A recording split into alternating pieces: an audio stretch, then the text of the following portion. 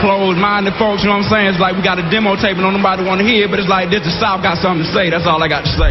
Choose your own path. Don't just wear anything. Wear garments that mean something. We got hats. We got sweatshirts. We got jackets.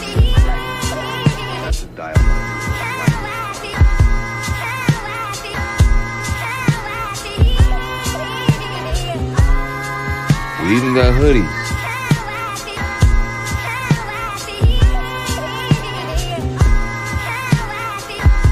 Let's not forget our classic tees.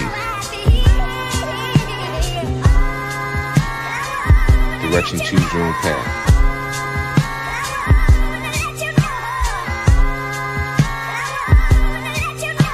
The message is always in the cloth, the colors, the designs, the fit. Basically, pay attention, stay alert, and remember, choose your own path. Closed-minded folks, you know what I'm saying? It's like we got a demo tape and don't nobody want to hear, but it's like this, the South got something to say. That's all I got to say.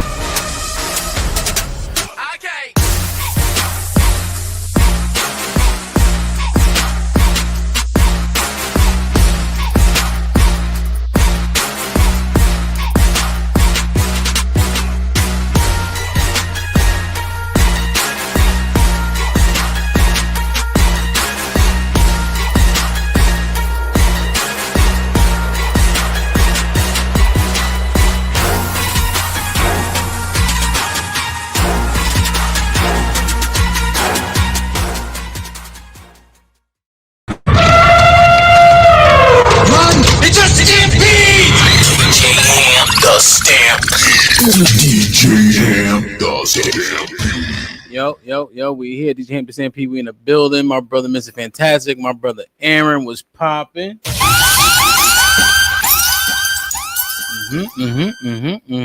Like, share, subscribe, tell a friend and tell a friend. Hit that like button right now if you can. That helps the channel the most, man. What's up, Mr. Fantastic? How was your weekend and all that? Hey, man, another weekend down, baby. You low. Let me see.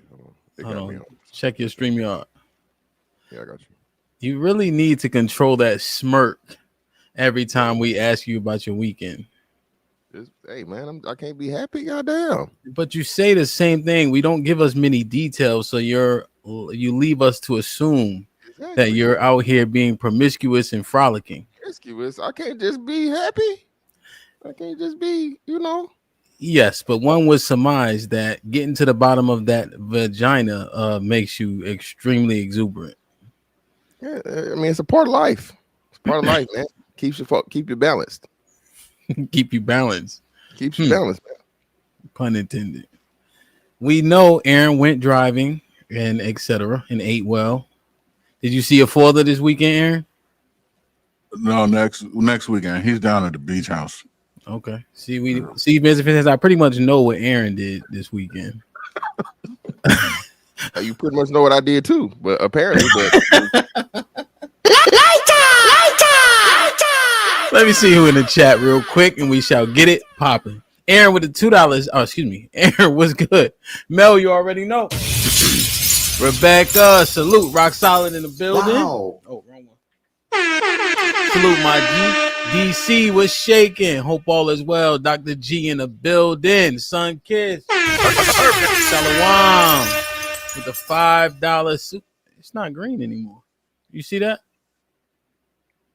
It's not like green or blue or the chat. Oh, yeah. Impress. Good morning. Impress always putting in work. That's what's up.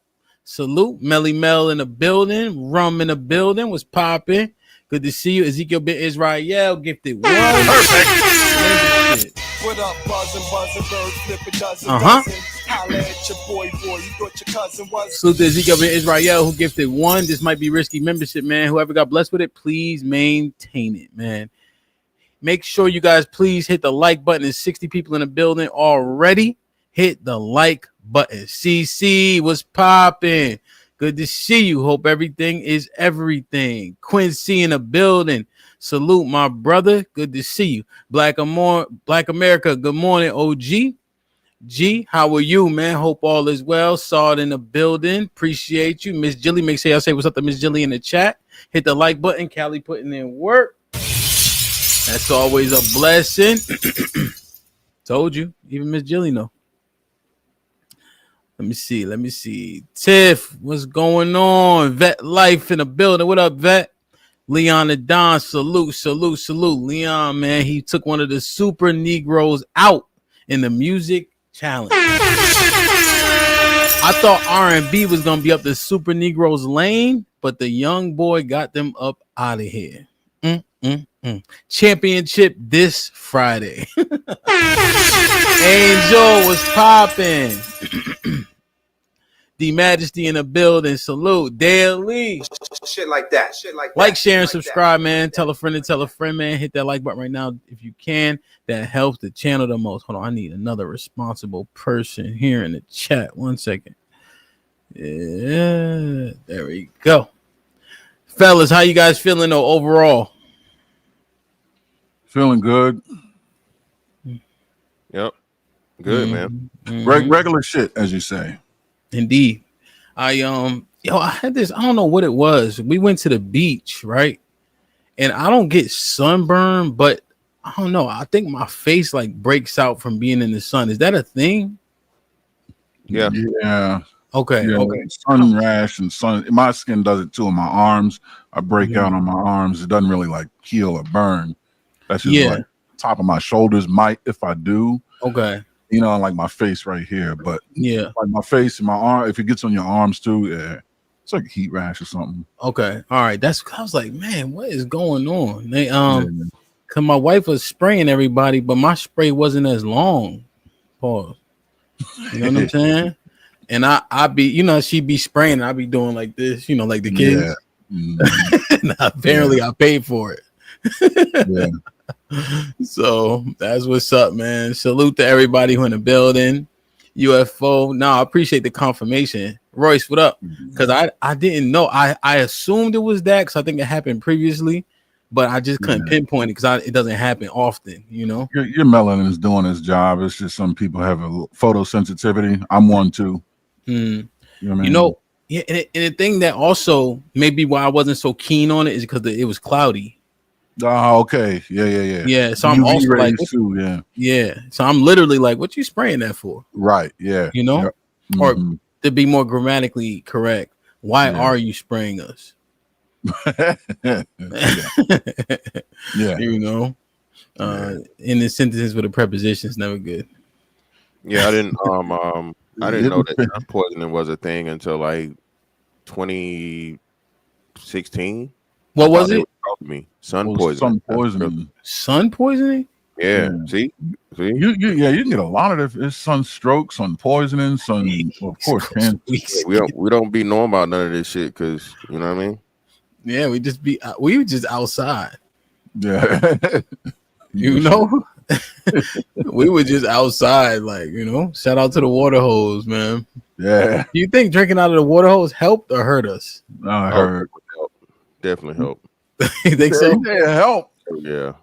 Because them shits are not made for fucking. That's not what it's made for at all, nigga. All kinds of bacteria, germs, and whatever. Hey, make your immune system strong. Yeah, I don't know. It's odd. It's odd how much they say you're supposed to get sick from doing stuff like that.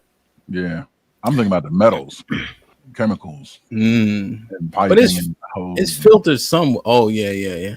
And that hose just sits outside, right? Like all day. Yeah, or what? Yeah, copper pipe and all that. Oh yeah, for sure. Inside is different. It's moving. It's temperature control. You know, but I don't know. Yeah, you just hope it's cold when you turn the water hose on. Man, oh man, interesting, man. Please hit the like button as y'all make your way into the stream. This stream should be awesome. We have a special guest, Gregory Jackson Jr, coming up in about 30 or 40 minutes.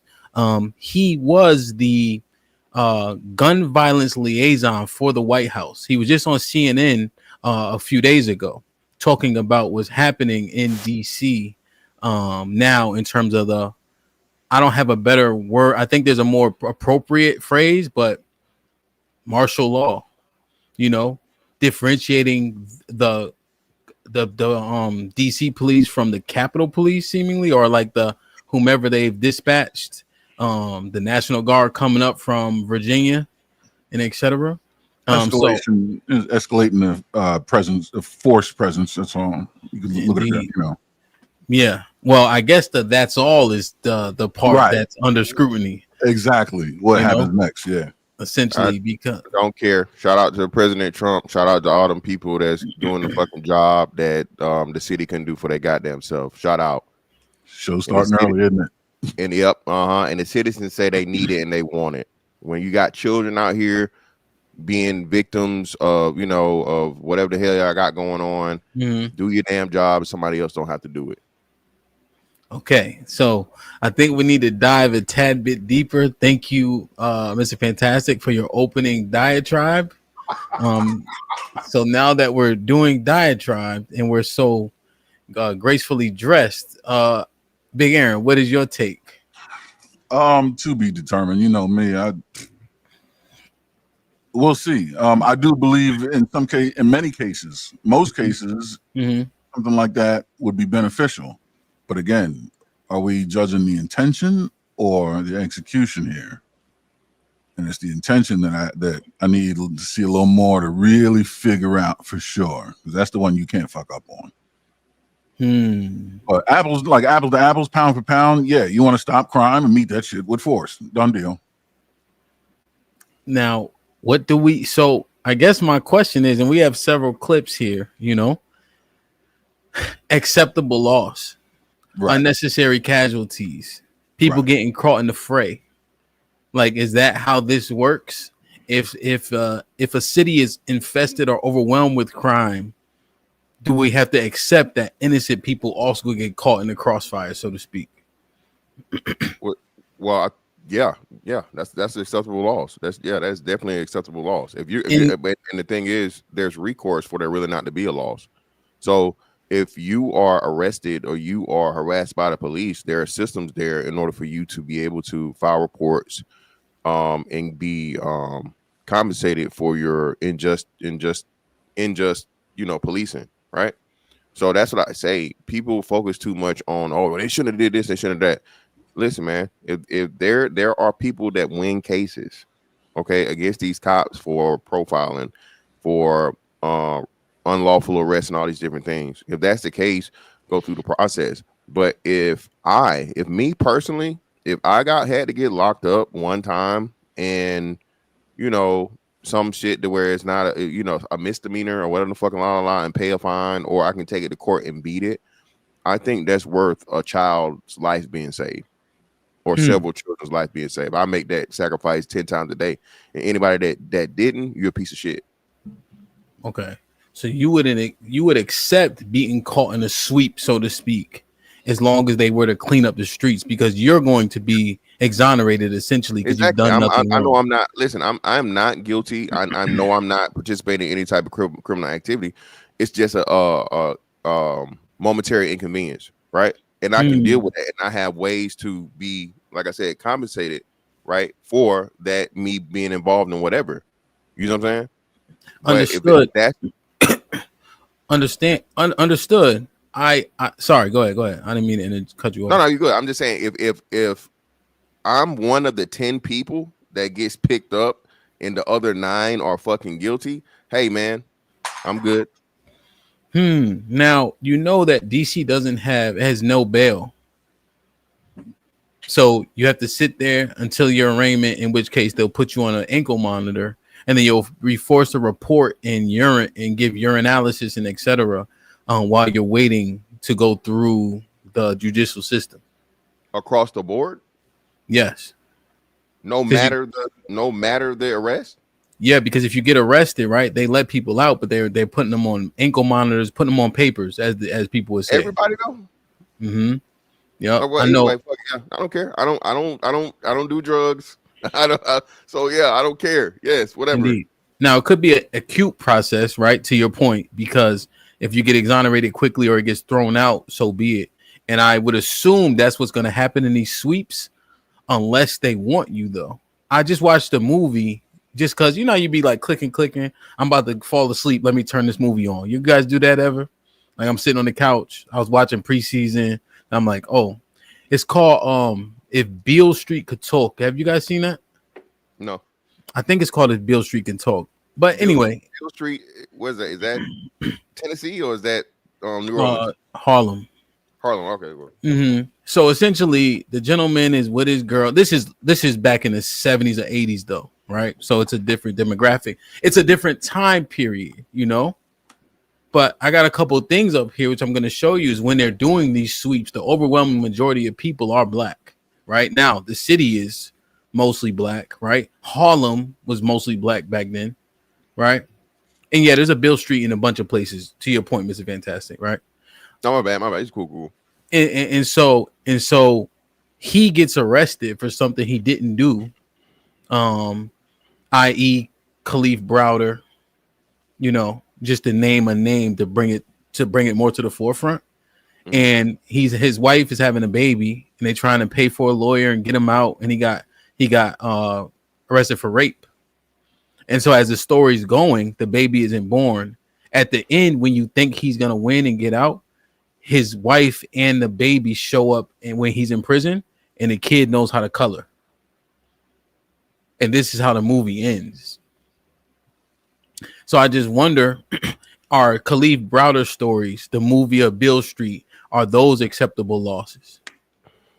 Well, no, I don't think anyone would think that's a acceptable loss for, you know, somebody to spend years upon years upon years. And was he innocent or what?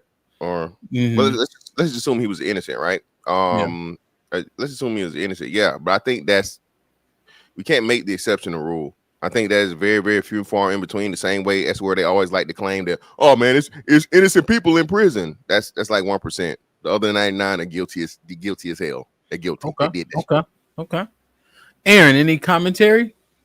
Yeah, again, in thinking about things mathematically, I'm just more worried about where we are as far as collateral damage, and then this change that is to come. What direction will the collateral damage percentage be sent, up or down? And from where are we moving? Because if it's going to go down, I mean, I accept that it's going to exist. There's nothing that pristine and perfect in this world except God. It's the creator, right? So where are we at now, and what direction are we going? If it's going down at a significant rate, all right, then that's an attribute to the change being made. And it would also kind of lend to the intention analysis I was speaking of. It'll give you an idea as to what people are, especially if it spikes up. That's a pretty clear message. Yeah.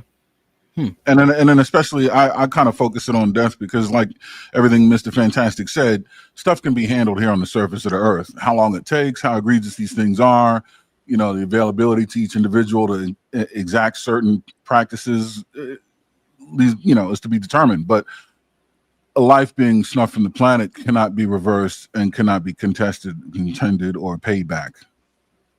And those collateral damage numbers are where the root of my concern starts. Where's that number going? If that one's going down and the administrative collateral damage is going up, even then I think that's a fair exchange, because keep as many people alive first as you can and then deal with their paperwork on the back end. Pause. Yeah, well, that's essentially how you assume it would go. I would hope, yes. Yep. But I just got a few things up here, and then when we speak to Greg himself, you know, he's out there, you know, in the streets driving. You know, a lot of us live on the northeast, southeast sides, right? Where that's where a lot of arrests are happening, and you know, I think that's probably the main crux of the issue, essentially. AL was popping with the $2. So when are the root causes going to be addressed? Do we even know what the root causes are? Yep. And that's only for us to address. And we're addressing them. I mean, slowly, surely, who cares? Well, not who cares, who knows, right? But the root causes are our responsibility anyway. And something's being done. It's effectiveness, right? We had a conversation. But it ain't their job. Yeah. No. The root cause is a lack of fathers, lack of order, lack of discipline, lack of parents being parents and raising their fucking kids. That's the root cause. Okay. I'm tired. I'm sick and tired of hearing this poverty and this, that, and the other, because we were poor, right? Black people were the poorest we've ever been 30, 40 years ago. Was the crime rate this high? No, right?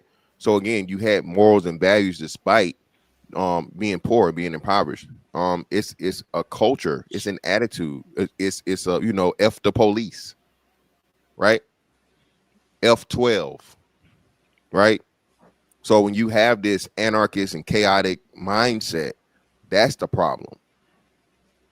And it's different when those kind of monsters are more principled, but when they become cultural, like having that mindset just for the sake of having that mindset, or to prove something that isn't worth, you know, prove a juice that isn't worth the squeeze. I think that's the issue. But you should still be wary of your potential enemy or historical enemy, 100%. Like there's a message to F12. But come on, like don't let it turn the cancer on you. But go ahead. I'm sorry. No. I guess I'm just listening to it, right? And we know that it's a small segment of the population that is in actual participation of what we see. So now, if we are saying it's a cultural thing for us, right? Right, but we know that it's a small segment. The people coming in have no idea. They're not policing themselves. So now that jacket or aspersion gets cast in a much wider net. See, that's my fear. So they look at us, how we looking at us, times 10 though. Their fear, because of lack of understanding, is incrementally increased. Right? We have phrases like black fatigue, right? And I was kind of looking at this a few days ago. But I think that is black fatigue is like gaslighting, in my opinion. Because every time there is an issue that kind of crosses over like local to national headlines, we see a racial divide each and every time since time immemorial. From O.J. Simpson to Carmelo Anthony to the girl saying nigger and raising $1 million. We always see the racial divide every time there's time to divide. You know? But speaking of the gun violence specifically, man, hit the like button if you can. That helps the channel the most. Let me read this real quick. Hakeem was good, been a member for 13 months. Says, why Big Aaron looking like he run the Black Mafia turned music mogul, and Mr. Fantastic looking like Georgia pimp that runs a Baptist church on the side. Camp just look like he going to court. Wow. Perfect. God damn. Boy, it's real safe down in that chat with no picture in your motherfucking avatar. You seen Hakeem before. You seen Hakeem. He light skinned, he young, he got glasses. You see, he got like a little box. You seen him before. Yeah, military, yeah. Okay. All right. So speaking of, you know, the gun violence, Mr. Fantastic, can you lead us into this segment regarding Akeem? What was his last name? Toure. I got you. Let me. I'll share the screen. Okay. Let me unshare this. And so I looked at the story quickly this morning, and I stayed in this hotel when we were in DC. What, so, like this time? Yes. So, yo. So they have a party. First off, God bless the dead. You know, unfortunately, his brother lost his life. But that him, I literally said, I was like, damn, this shit happened while we was up there. Yeah. So this literally had to happen. Like it happened Saturday or Sunday. No, Sunday night. Yeah. So that's what I'm saying. It had to happen I know it happened while we were there. So this is what caught my eye off the rip. So basically, it's this young big guy right here. They were having a pool party or some type of thing with the pool upstairs. Yep. Altercation happened. They were kicked out. It followed out and spilled into the street. Yep. And it was boys and girls or whatever. The boys were fighting the girls or whatever. And he wanted to put his drawers on outside of his pants, be admirable and save the day. And they couldn't save his life. They could not save his life. He did not die on the scene. He died in the so this is Sunday for sure.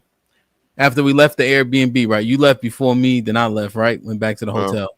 Yeah. Me, August and I, as a matter of fact. August can attest. We walking up because the hotel, Yotel was where the party was. That's where we were staying. And we couldn't walk through the front door because it was all roped off. It was all yellow taped off. So we was about to walk through, and the guy's like, "Hey, they'll arrest you because that's what's not a Crime live scene, crime. active crime scene. Active crime scene." So we had to go through the side door to get in the hotel. And then they got the not the bailman, but the front desk, whoever was at the front desk was saying the same exact thing. Yeah, they was arguing. They had 2 shots. And they shot him dead like right in front of the hotel. Just like they said he could have been on the curb where the hotel was and the street, like literally right in front of the hotel. You know, the hotel has like a little, where you drive into. I got the video right here. So they're not, you're not gonna actually see him get shot, but you're gonna see the commotion. Yeah. So it should be safe. So I played it. My he was in the valet of the hotel when he got hit, like right outside the you door. see. So that's the sidewalk, and there's like that little circle for the valet. But yeah, you want me to go ahead and play it? Yeah. Come on.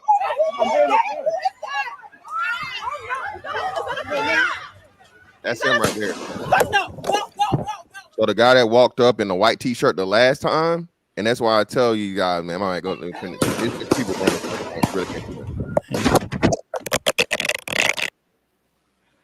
I mean, wait, which one was he? The one. So let me. I'll try to slow it down. I heard at least 5 shots. Yeah. Let me see if I can.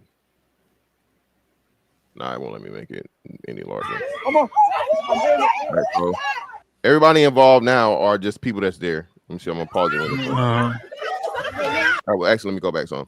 So this is him right here, the one that's dropping his bag. Yeah, him. That's him right there. It was like mid swing. He let off. The dude in the black pants and the white shirt, right? Was the gunman? Yeah, one of the skinny dudes. Yeah. You can see when he was pulling it out, though. Exactly. You can see when he was pulling it out. Exactly. He was there just in case anybody else got involved, man. So that's why I be telling y'all. Listen, dog.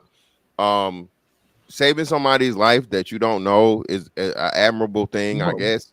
Wait. What? Where are you getting that from, though? Based on that video? What do you mean?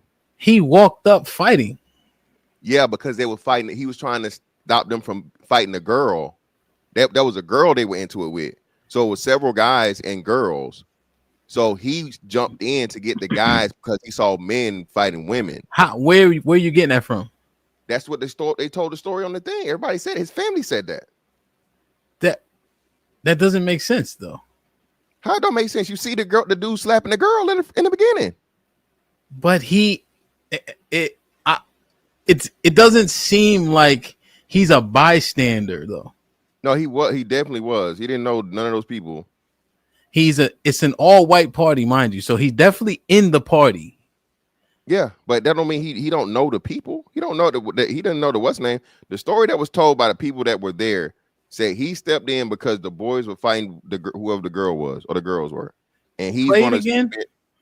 All right, because I can't see. It doesn't seem like he's randomly stepping in. He kind of drops his book bag, right? Hikes his pants up, and he's fighting. And he knows exactly who to swing on. No, I don't think it's exactly. It's just the fact, man. It's the guy he sees fighting the girl. So let me go back. All right, so. All right, so those, of course, that's a girl right there, right? Yeah. What's the name? Shitty, but that's the best you're gonna get. I think you saw him pulling his gun out. The boy, so that girl is getting this boy off of the girl that's on the ground. Oh, come on. And then he immediately swings on her because she pulled him off of her. And that's another girl.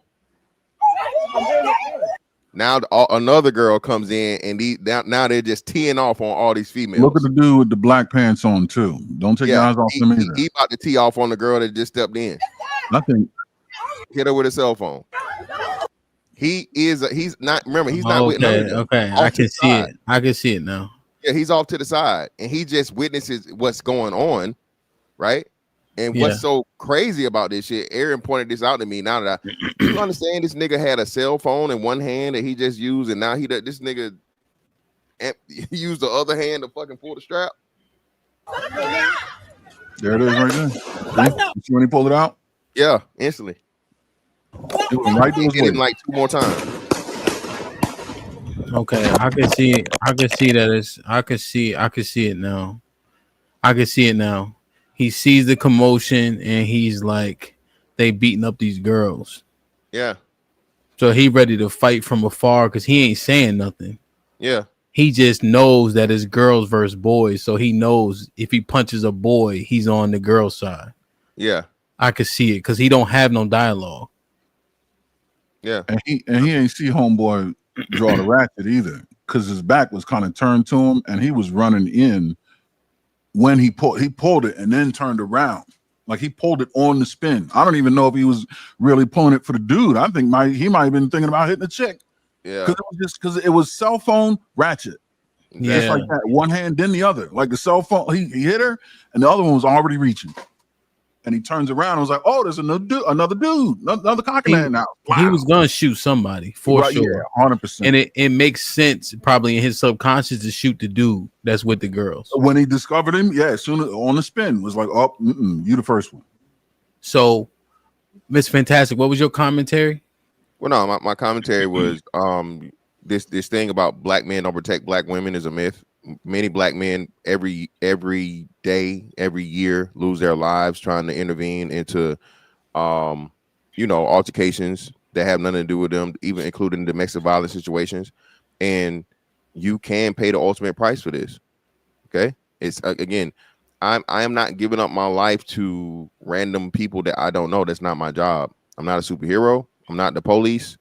I see some shit going on, especially if I don't have my firearm on me. If you're going to get involved with anything that don't got to do with you, bro, you better have it on you. You better have it out, because it's hands for thee and fire for thee. Okay, for you non-Southern folks, that means gun, firearm. Okay, you getting shot. The same story we told about in the thing, right? HAMP. I think we covered this when it happened. The dude down in Walmart down here, he had a newborn baby and he intervened. But he was beating the shit out of old girl in Walmart. Nobody even thinking he got a gun or nothing. As soon as buddy stepped in and intervened, hit him with that hot shit. So people gonna say a whole bunch of crazy shit and you a coward and you were this and you were that. Nigga, I'm living, okay? And I don't get paid to motherfucking risk my life for strangers. Even if I got the shit on me, I'm not gonna be so proactive. I mean, I'll be a little more assertive in my request for the authorities. I might get vocally involved from afar, but unless you're trying to come over here and stop me from using my phone or making my top lip touch my bottom lip, pause forever, you do some shit like that, you're gonna walk into a wall of some of rain that you ain't gonna be able to deal with. But I'm not coming over there with the blicky. I'm calling you an asshole while I'm on the phone with these cops. Stop your bullshit. And if you don't, all right, very well. Just don't come over here, son. He walks up, drops his book bag. He's deliberate in his action. He knows who he's swinging on. This is for true. sure. Yeah. And then that happens to him. And I just real quick, my bad before you get into go your ahead, joint. go ahead. Who was it a white man? Was it an Asian man? Was it the Arab? Was it the Mexican? No.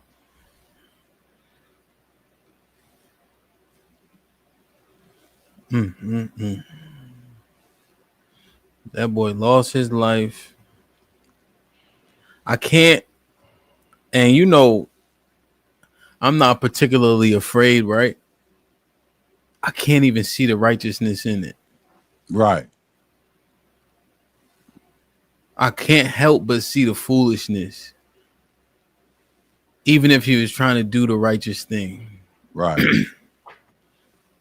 The time of day it is, when I was walking in and out how everybody was dressed in there.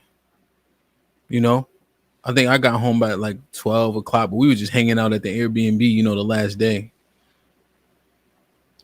And I just can't see it for the young boy. And now it's a whole bunch of people in the pain for, in which basically looks like no reason. What could they have been fighting over? Right. And it's crazy, Miss Fantastic. I just covered this story about the Bronx, and I was saying the same thing. Like, I've overwhelmingly seen men crash or go hard for the women that they care about. Like, overwhelmingly, I know girls go call their brother, their uncles, or their cousins, and those men show up. You know what I mean? In terms of the unprotected thing. What's on most gravestones? What is it?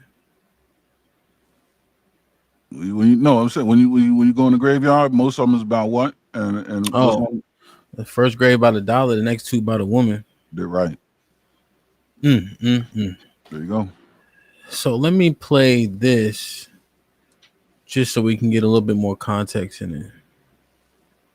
A Riverdale man gunned down outside a D.C. hotel. His family is now pushing for answers. Police say Aake Toure was taking photographs at a rooftop pool party last night when he was involved in a verbal fight. The 27-year-old was found shot to death near the entrance to Yotel's parking garage. That's just a couple of blocks from Union Station. Toure's family tells News 4 he died trying to protect a woman at the party. News 4's Paul Wagner reports the family wants justice. Want justice for my son. Justice for my son. Outside the family home in Riverdale today, Aake Toure's mother is overcome with emotion as she grieved the loss of her son. My life. Let justice be served. Let justice be served for my son. An IT specialist who came here from Sierra Leone when he was a child. It was just maybe a 5-minute discussion or argument that happened. And what they don't understand is who they took from us. He wasn't he wasn't a bad guy at all. If you go on his LinkedIn, he's a corporate guy. He works for so many IT companies.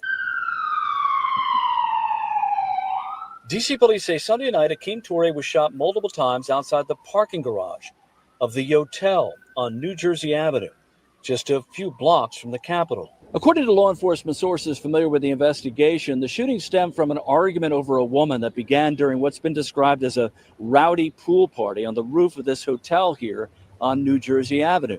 According to family members of Aake Toure, he was trying to protect that woman when he was shot. We don't even know the girl that he was standing up for. We get nothing. We don't have anything yet. And it's crazy because it's literally a couple minutes from the Capitol. And I mean, there's a fire station literally right next to it. Pause it real quick? That's another thing. The girls that he tried to save, they ain't gonna show up to the funeral. They ain't gonna get no, they ain't gonna pay their condolences. They in the wind because, you know what I'm saying? They don't even know. They don't even know the girls that he saved, and they not coming forward. So remember that when people try to pressure you into, oh, you a coward, you were this, you were that. You can go ahead. Laid on the ground and passed away. In a statement to News 4, the Yotel management said, on Sunday, August 3rd, our team assisted the police with the investigation of a fatal shooting that took place on the sidewalk in front of the parking garage adjacent to our hotel. This is an ongoing investigation, and we do not have further details. Please direct all inquiries to local authorities. In a post to X early this morning, D.C. police said detectives were looking for a man with dreadlocks, wearing a white shirt and shorts, driving a black sedan, possibly a Honda. Family members say Akeem's father passed away a few years ago, and the 27-year-old was always looking out for his mother and sister. Literally always looking at the next convention to go to, the next, like anything, just trying to level up and help his family, you know? In the district, Paul Wagner, News 4.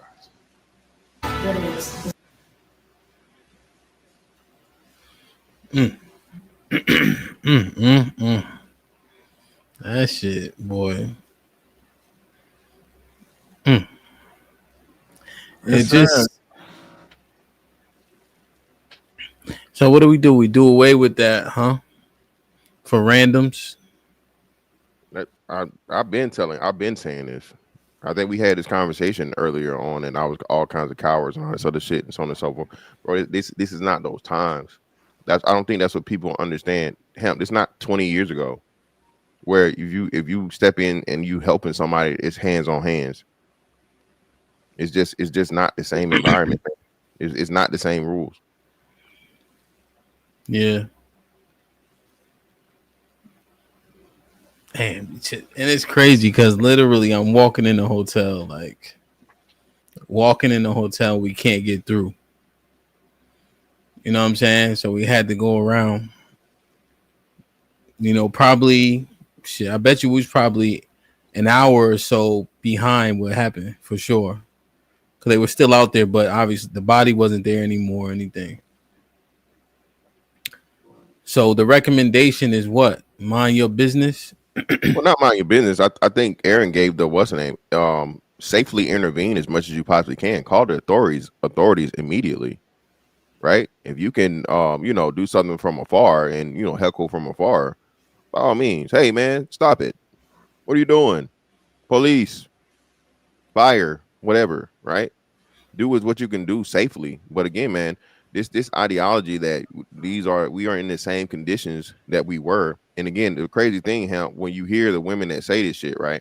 Well, would you have your son, your husband, your father, or whatever go over there and jump into some shit with some random woman you don't know, and now he gone, and she don't give a damn, and he ain't never coming back? He can't even get a thank you. Then some of them will give a realistic answer. Yeah, I mean, I remember we did the women's POV some time back, and one of the ladies was saying, yeah, she expects her man to do that, even in the face of death, to protect all women or women that are under duress. You know, and I hope that nigga left her. Well, there's no way you can, and so you can't determine your repercussions, right? Let's say you go over there, hey, y'all chill. They already in it. They already up. They already escalated, right? He see you running up, you probably get shot then. He see you throwing a punch, you get shot then. I just don't know how. I guess you call the police, maybe from afar or whatever the case is. Now, in that moment, it seemed like he just kind of reacted almost.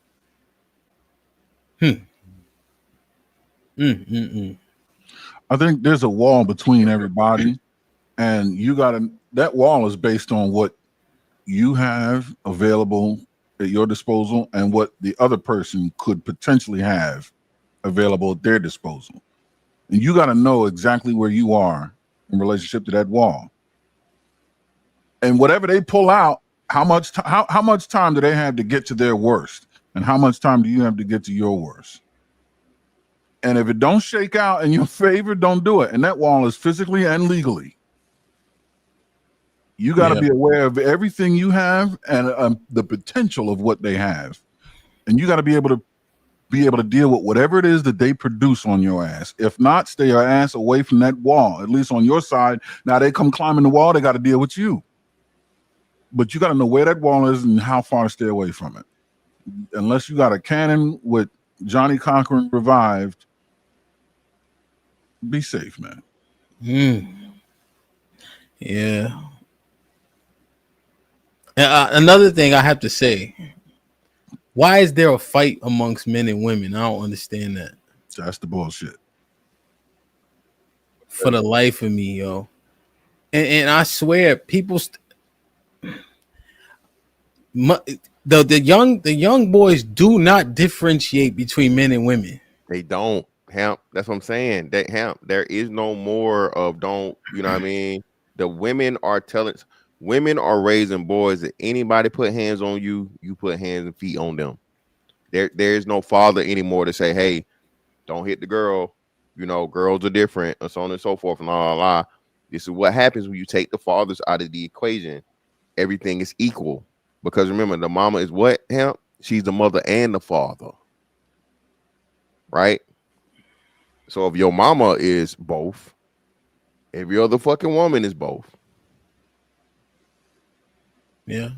Well, yeah, that's the point. There is see, there's so much shit that come with wanting to do what the other sex does. There's so much shit that comes with equality. And these lung niggas do not care. They do not differentiate. You don't get to talk to them any kind of way. You don't get to say, but I'm a female. You don't got Craig jumping out the basket talking about that's a female. Most of them young boys do not give a shit.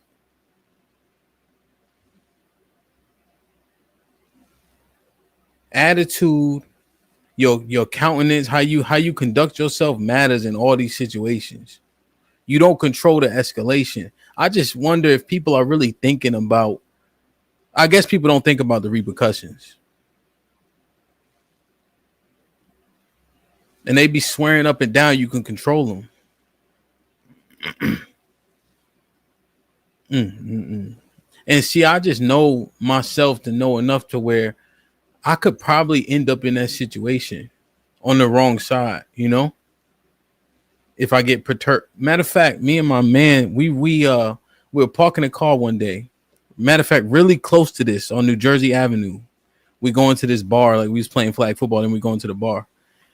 So we go into the bar, and there's a black female security guard, right? And she's like in front of this, I don't know, whatever it was, you know, she's just by herself. So this dude over there, she's like, can you just move, please? So he cussing her out, shut the fuck up, bitch this, bitch that. You know what I'm saying? And she like, just move down. You can sit here, but you can't sit right there. You got to sit. You got to go down there, or else I'm going to have to call the police, right? So he just cussing her out.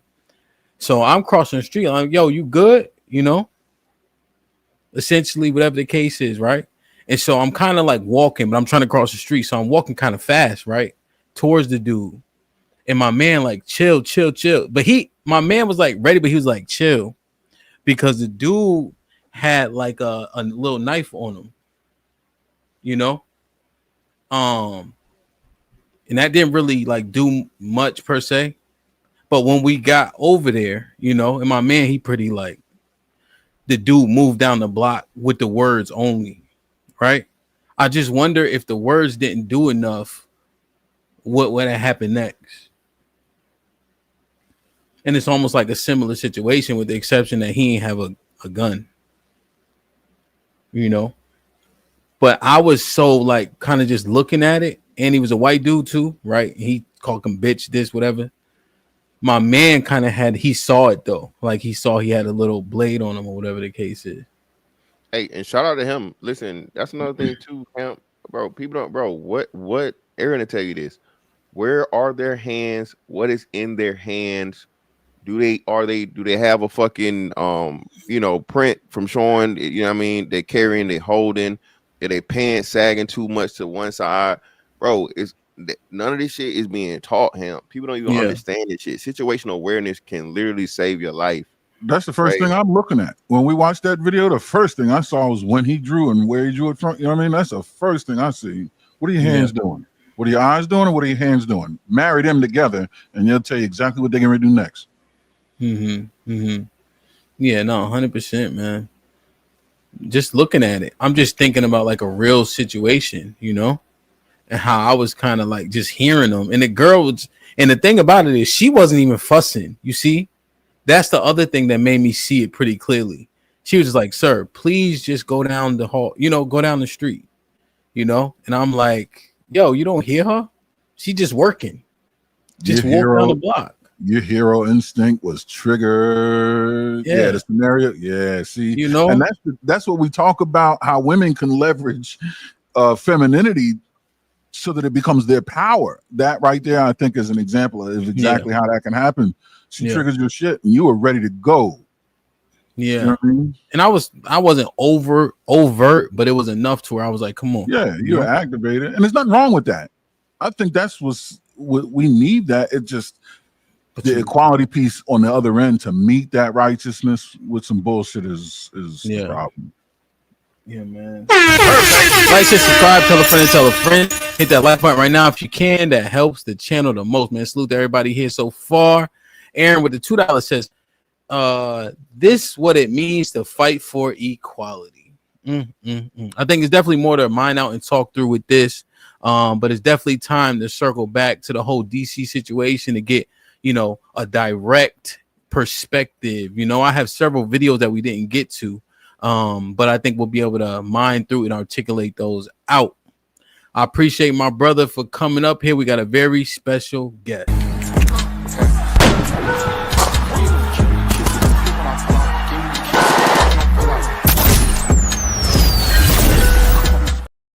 Perfect.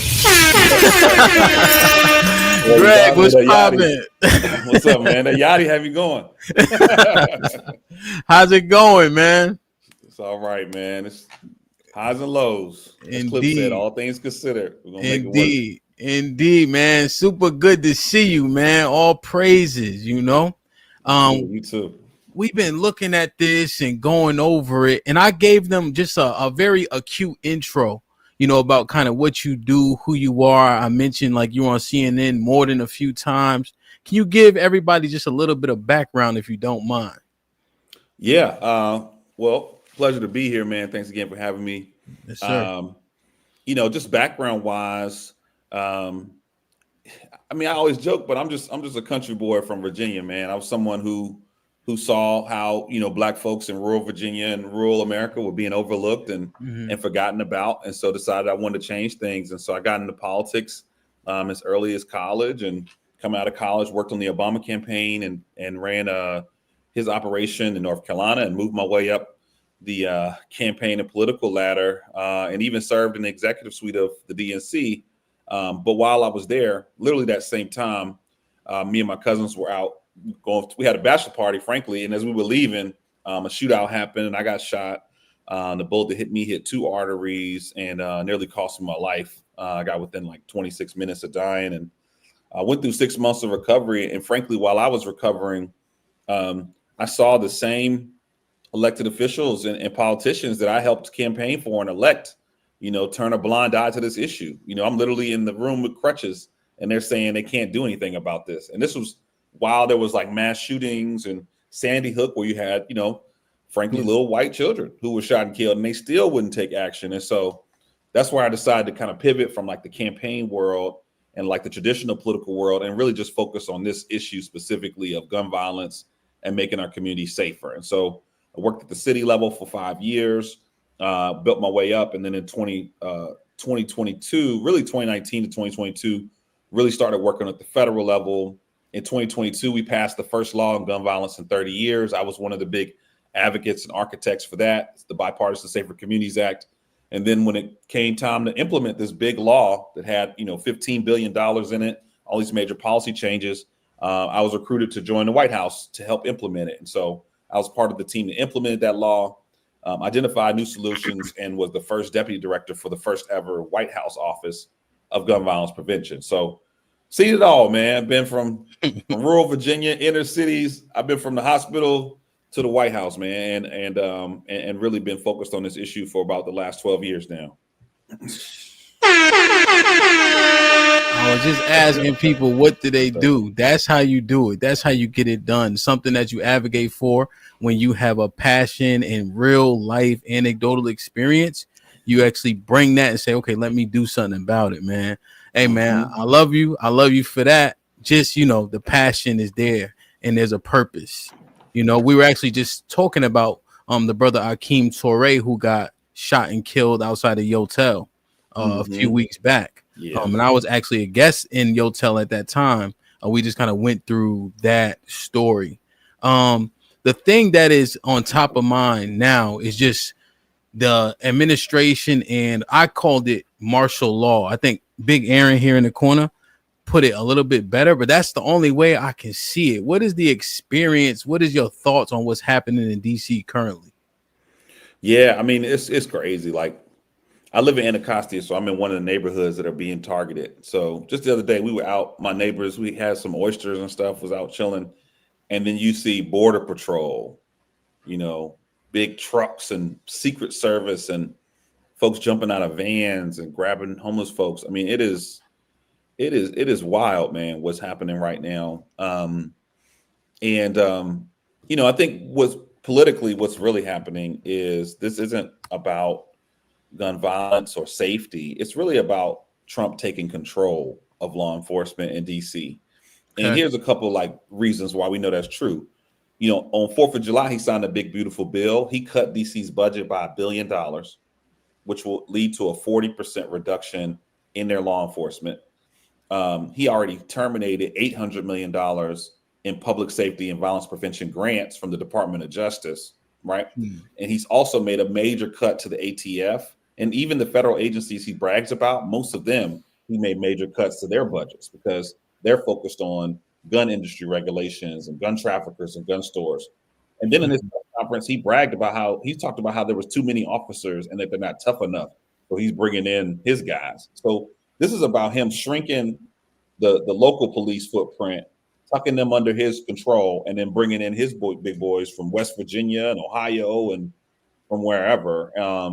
And so that he can have complete control. And it started with, trying to get rid of undocumented immigrants. Then it pivoted to like homeless encampments, but now it's just outright targeting young Black men. And they're literally walking up on people's porches and asking them if they're smoking what they're smoking. They're starting to do like old stop and frisk measures again. So it's pretty incredible, but they're really trying to change the makeup of the city and using this military as an excuse to do that. Understood. Now, when you say targeting young Black men, are you saying because of the areas in which they police, or what gives you that sentiment? I saw a video where you were riding by and there was 1 million of them on the street. I saw that video, but what gives you that sentiment? Yeah, I mean, right now they're patrolling high population centers like U Street. You know all about DC. U Street, 14th Street, for all of our listeners, kind of where most people dine and drink. And then they have targeted neighborhoods they call hotspots, and they're focused on neighborhoods like Anacostia, Congress Heights, Berry Farms, all that are historically Black neighborhoods. And so it's not just, they also, frankly, they just grabbed someone off a food delivery scooter yesterday, I think off of 14th Street. They're hitting people on all angles, but when it comes to the residential areas, they are highly concentrated on Black communities. Gotcha. Okay. And then those are called hot spots, so to speak. Right. Yeah, that's what police will call it. Mm-hmm. Gotcha. So they up there in Simple City and 50th, where you live, the whole 9 yards, yep. Alabama. And are they playing? They're not playing by the local police rules then. Well, that's the challenge. I mean, right now it's a mixed bag. I mean, I think the challenge is you got a lot of folks who don't quite know.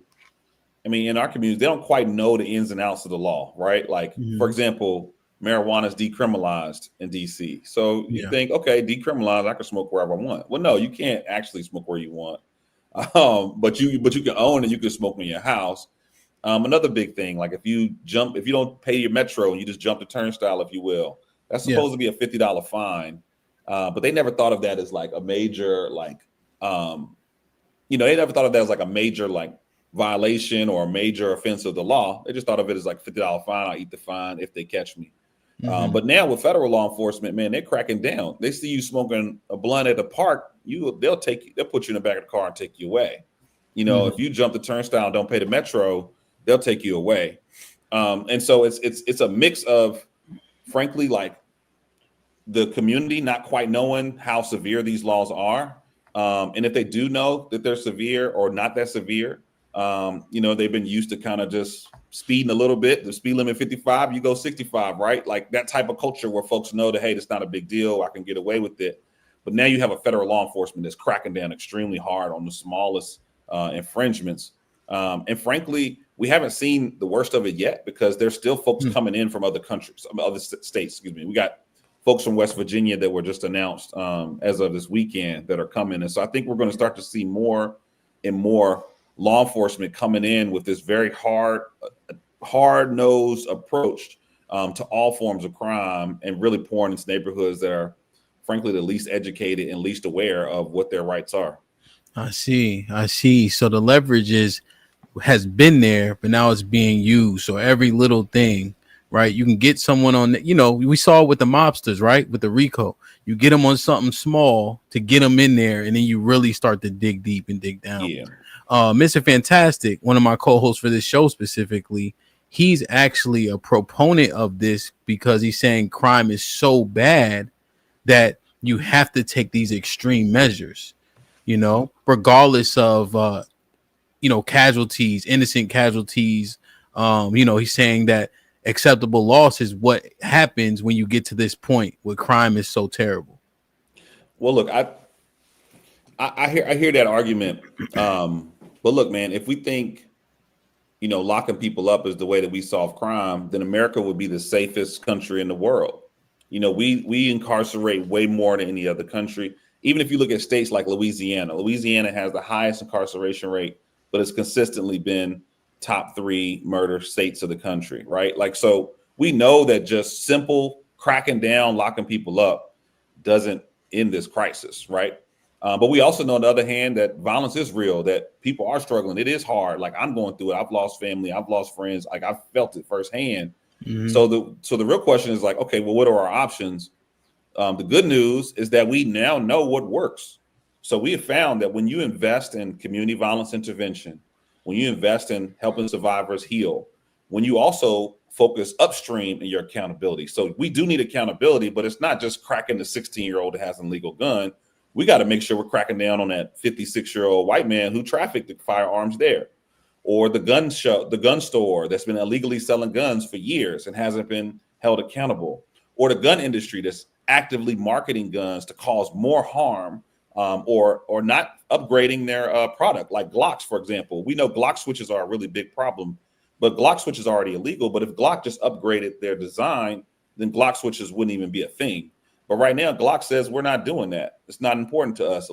That's what criminals do, as opposed to being smart about enhancing their design. And so we know that when you invest in community, and when you hold the gun industry accountable, when you hold gun dealers accountable, when you start to put more accountability on how guns are getting to our communities, you can drastically reduce violence. And if folks don't believe that, here's the proof. So the last 3 years, we've seen a 31% reduction in homicides, and we've seen our largest reductions in major cities that have taken this approach.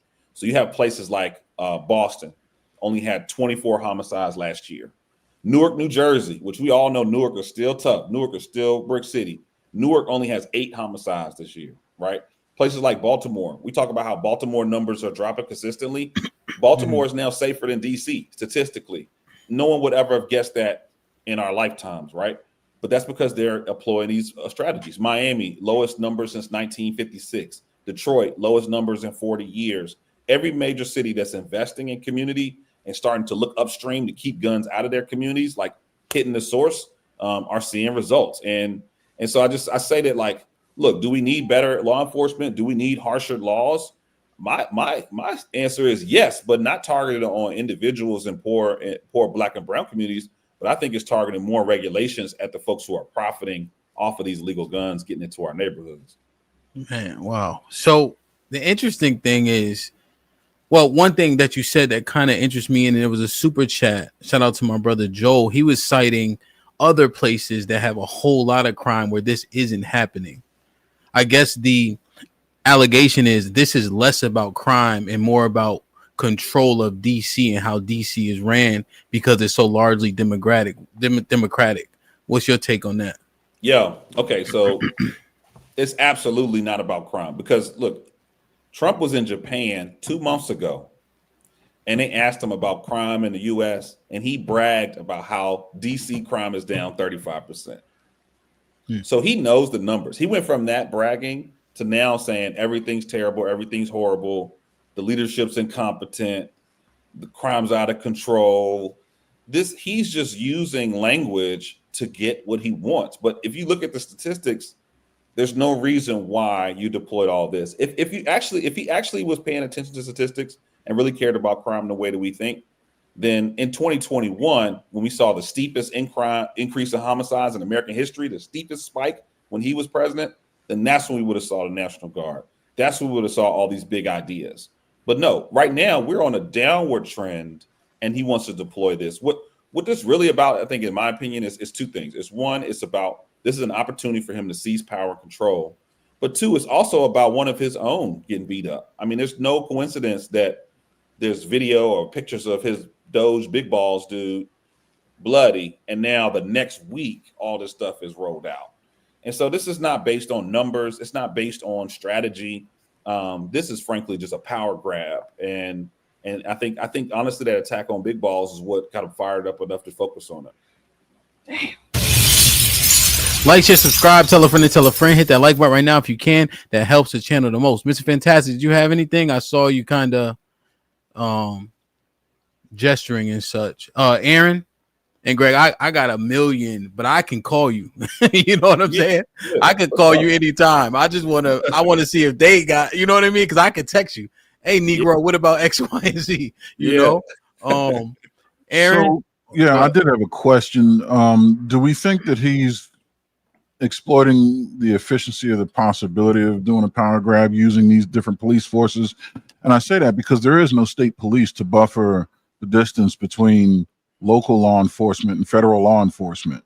The leap is quantum from one to the other. So like if you tried to pull that here in the Commonwealth of PA, all right, you can minimize the forces of the police in Philadelphia and Pittsburgh, our two largest cities. But then the state's going to come in before the feds are allowed to act like they're acting in DC. Do you think that he's using the proximity of those two enforcement agencies to his advantage? And do you think that can spill over into actual states and commonwealths where that's gonna be a lot harder to do? Yeah, I mean, look, this is exactly why DC folks have been screaming for statehood for so long, you know, because we've been vulnerable to this. Like whenever we want to move a budget, Congress got to decide. But at any time, based on home rule, if the president wants to seize local law enforcement or local government resources in an emergency, right, whatever he deems an emergency, he can. And so, I mean, for lack of better words, I mean, Trump essentially is the governor, right? Like that's how he can move power-wise because there is no state infrastructure. And states have those protections and those abilities to say no or to say yes, like they don't have to adhere to, just like was it Connecticut, I believe, or no, Vermont, Trump said, give me your National Guards. And he said, no, I'm not doing that. You know, so states can decide, like they have those protections. DC doesn't have any of that. You know, we don't have a senator, we don't have a governor, we don't have members of Congress. You know, we're like a special group of folks who are here, you know, being taxed without representation. And it all seemed like politics until now, where he can just take law enforcement and say, y'all with me now. And our mayor has lost all her teeth. And so I think he's trying to test the grounds for how we can do it in other cities. He's already talking about Baltimore and LA and Oakland, and he's only targeting black cities, black mayors, to be frank. And I think if there's enough public buy-in, if people see this and celebrate it, and if he can win the narrative war, then I think he will try it in places like Pennsylvania. So I don't think this is the end. I think just policy-wise, it's very easy for him to use DC in this way to really make a case and start to tell the story of how this is how we keep our community safe. So I agree, and thanks for the edification there. Makes 100% sense to me. So I guess my last question would be, since he's successfully using DC as the pilot town essentially, and that there's a future plan to target some more locally vulnerable cities and some cities that have a heavy black population, do you think there's enough time in his administration, the length that's left in his administration, to be able to effectively move that needle, or do you think it'll either die or be easy to reverse for the next guy to come in? You know, I don't think any of us can afford to underestimate him. Okay. I mean, he's already implemented 47% of Project 2025, and it's, what is he at, month 8? Yeah. Right. So this guy is, he's tearing through that checklist. And look, honestly, I think this might be the least of our worries. You know, I think we don't talk enough about the big, beautiful bill and what that meant. He signed it into law, but the reason we're not feeling it yet is almost every major cut doesn't go into effect until the fall of 2026. So we're not going to feel the housing cuts, the employment cuts, the health system cuts until next fall, till after the midterms. And that was very brilliant of them to backload it so we don't feel it until elections are out the way. So I think he's stacking the deck to move as aggressively and effectively as he can. And so I don't think we can wait. I don't think we should be assuming that he can't pull it off. I think right now we have to win the narrative war. We got to create protections. We got to make sure that cities and states have what they need, the resources they need, especially if he starts cutting off money from them that don't, listen to his approach. And frankly, I think we need to start thinking about the midterms and how we can build up a new army of folks to fight back in Congress, because we won't have the feeling in America will be probably the same next summer as it is now, because even no matter how crazy he is, a lot of people don't feel it yet, don't feel the pain yet.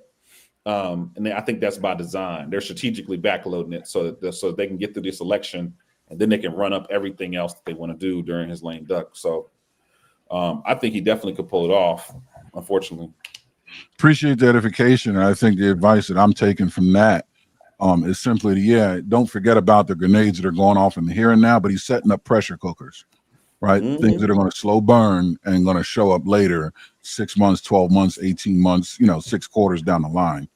When you can stop them now, right? There's a low effort input now. Later on, the outcome is going to be. So, I appreciate that. Mm-hmm. Man. Mr. Fantastic? Yes, indeed. Brother. Greg, these are my brothers, Mr. Fantastic and Big Aaron, man. I appreciate you. Mr. Fantastic, what's goody? Hey, man, what's going on, man? Oh, pardon me. I need to have my professional. Mr. Fantastic, good morning. Good morning, sir. How you doing? Mr. Jackson, how you doing there, good sir? I'm good. How are you, man? I'm all right, man. I'm Mr. Jackson, man. You have quite the you running for politics, brother? You go run for office, brother? You plan on it? Maybe one day. I mean, I think the reality is, man, everyone should be involved in politics. They say if you don't do politics, politics will do you. And so I haven't gotten there yet, but maybe, man. Because I mean, you got the Democratic playbook down pat, brother. Now again, most of the majority of everything you said is, Trump this, Trump that, all these different things, and we're not focusing on the actual issue and the problem that is the crime-ridden area that we all know. I think at some point in time back in the 80s, I think DC was the murder capital of the country, right? So when we look at the history of the city of DC within itself, and I don't understand why we keep trying to differentiate and say they're focusing on black areas and black this and black that when DC has always been predominantly black. So if a city is predominantly black, the numbers say more likely than not, they're going to police and going to have higher crime areas in predominantly black cities because it's mostly black people. But, and shout out to you, brother, for surviving, the gun issue and so on and so forth. But clearly you are, I won't say anti-gun, but you're definitely not pro-gun. So I'll just ask you, are you anti-gun? Do you think we need guns as American citizens? That's a great question. So look, I'm a gun owner. I grew up on a farm. My dad has 26 guns. I've been hunting my whole life. So I'm not anti-gun. But what I do realize is the risk of having a firearm in the home. And I also see this delusion that the gun industry has painted that guns are the way that we keep our families safe. A gun is an offensive tool. It is your last resort, not your first resort. And right now we have a $7 billion industry that's marketing to you that everyone needs to have a gun on their hip to be safe. And look, Mr. Fantastic, I'm gonna be real with you. I got shot in the street, man. If I had a gun on me, I would have died, because if I had tried to defend myself versus evade, I would have been shot in the chest instead of in the leg, right? And so I think we have to realize that I can be pro-gun, I can be a gun owner, but I also can fight against this obsession, this delusion, frankly, that this is how we keep our community safe. Now, if you're talking about protecting ourselves from tyranny and the military, storming your house and taking your wife and children, that's a whole different discussion than just protecting your home day to day. Yeah, that's part of it. But actually and statistically that more guns help and save people than. No, that's not true. You're looking at the data from John Lott. John Lott has been debunked thousands of times. His last study was in the early 90s. I'm not looking at that person specific. I've never even heard of that person. So this is what I'm going to say, right? So for I think how many gun deaths are there per year? Right now, well, this year we're doing pretty good, but typically it's around 30,000. So 30,000 gun deaths per year out of what 300 million plus people. That's what 0.01% or something like that, right? Yeah, I mean, okay. Less, Well, less yeah, than where you 1%, gonna? right? Less than 1%. So if we have 30,000 deaths, and I think we have a million some odd police officers, and we have hundreds of millions of gun owners, how do you say, therefore, that with 30,000 people dying per year, that's more than the people that own guns and deter people from breaking in their homes and from being robbed and from being So, things? Where are you getting your data from? so just to, the good thing, the sad thing, but the good thing about gun violence data, it's the most reliable data you can find. It's life or death, right? And so when we think about this crisis of guns, you can compare it to how many people are alive and dead all you want, but in reality is this is the number one cause of death for youth. This is the number one cause of death for Black men under 44. This is the number one cause of death for all pregnant women. All pregnant women above childbirth complications is homicide by firearm. This is the leading cause of newly disabled Americans. This is the number 2 cause of death for Black women, the number 2 cause of death for Latino men. And so if you want to just throw this out there against how healthy every human on America is, yeah, I mean, that's not a real way to think about data. You have to think about what is the biggest threat to our public health. And right now, especially as a Black man, especially as someone who may have Black children or want to have Black children or have a Black wife or just have a child in general, this is the biggest threat to all of us. And so statistically, there are a lot of arguments. John Lott is the biggest, quote unquote, pusher of this research that guns make you safer. But in every single scenario, having a gun in the home does not make you safer from an outside threat. Well, it's not just a home. More risky. Well, it's not just a home. I think here recently, earlier this year, 2 different mass shootings were stopped by gun carrying individuals. There's one in a church, and the other one was somewhere else. I think it was like a shopping mall or something, what have you, right? So again, like you said, we'll never have the actual numbers of how many guns people save because we don't report people that are living. We only report the people that die. So this is something that anti-gun, or not necessarily anti-gun, or people that aren't pro-gun use, because you can never prove how many people are living because they had a gun. I myself personally have had to, I owned a firearm since I've been legally able to own one. I've only had to touch my gun twice. And in those 2 occasions, I touched my gun, I promise you, saved my life because the other person were reaching as if they had a firearm themselves. But being that I already had mine out. Where do you live? Well, I'm currently in Jacksonville, Florida, Duval, right, by the way. So exactly. Okay, so that's the thing. That's the thing. In states like Florida, every state that has loosened their laws, that has encouraged everyone to have firearms, like Florida, we've seen the numbers go through the roof. And if you compare Florida to Massachusetts, you can compare Florida to Illinois, as bad as Chicago has been historically. Florida has much higher homicide levels. And y'all also have higher justified shootings. That's another challenge. If you ask any police chief, any police department, do they want less gun laws? They always say no, because it's so much harder for them to deal with a situation where everyone's armed. They might come in for a noise dispute. And if everyone got guns, it turns from, hey, I'm going to give you a ticket or turn the music down, to now I either got to shoot you or take you in. The other big problem is when you have states like that where they encourage the use of firearms, you have really terrible problems with stand your ground laws, where folks will shoot someone because they are afraid or they feel threatened.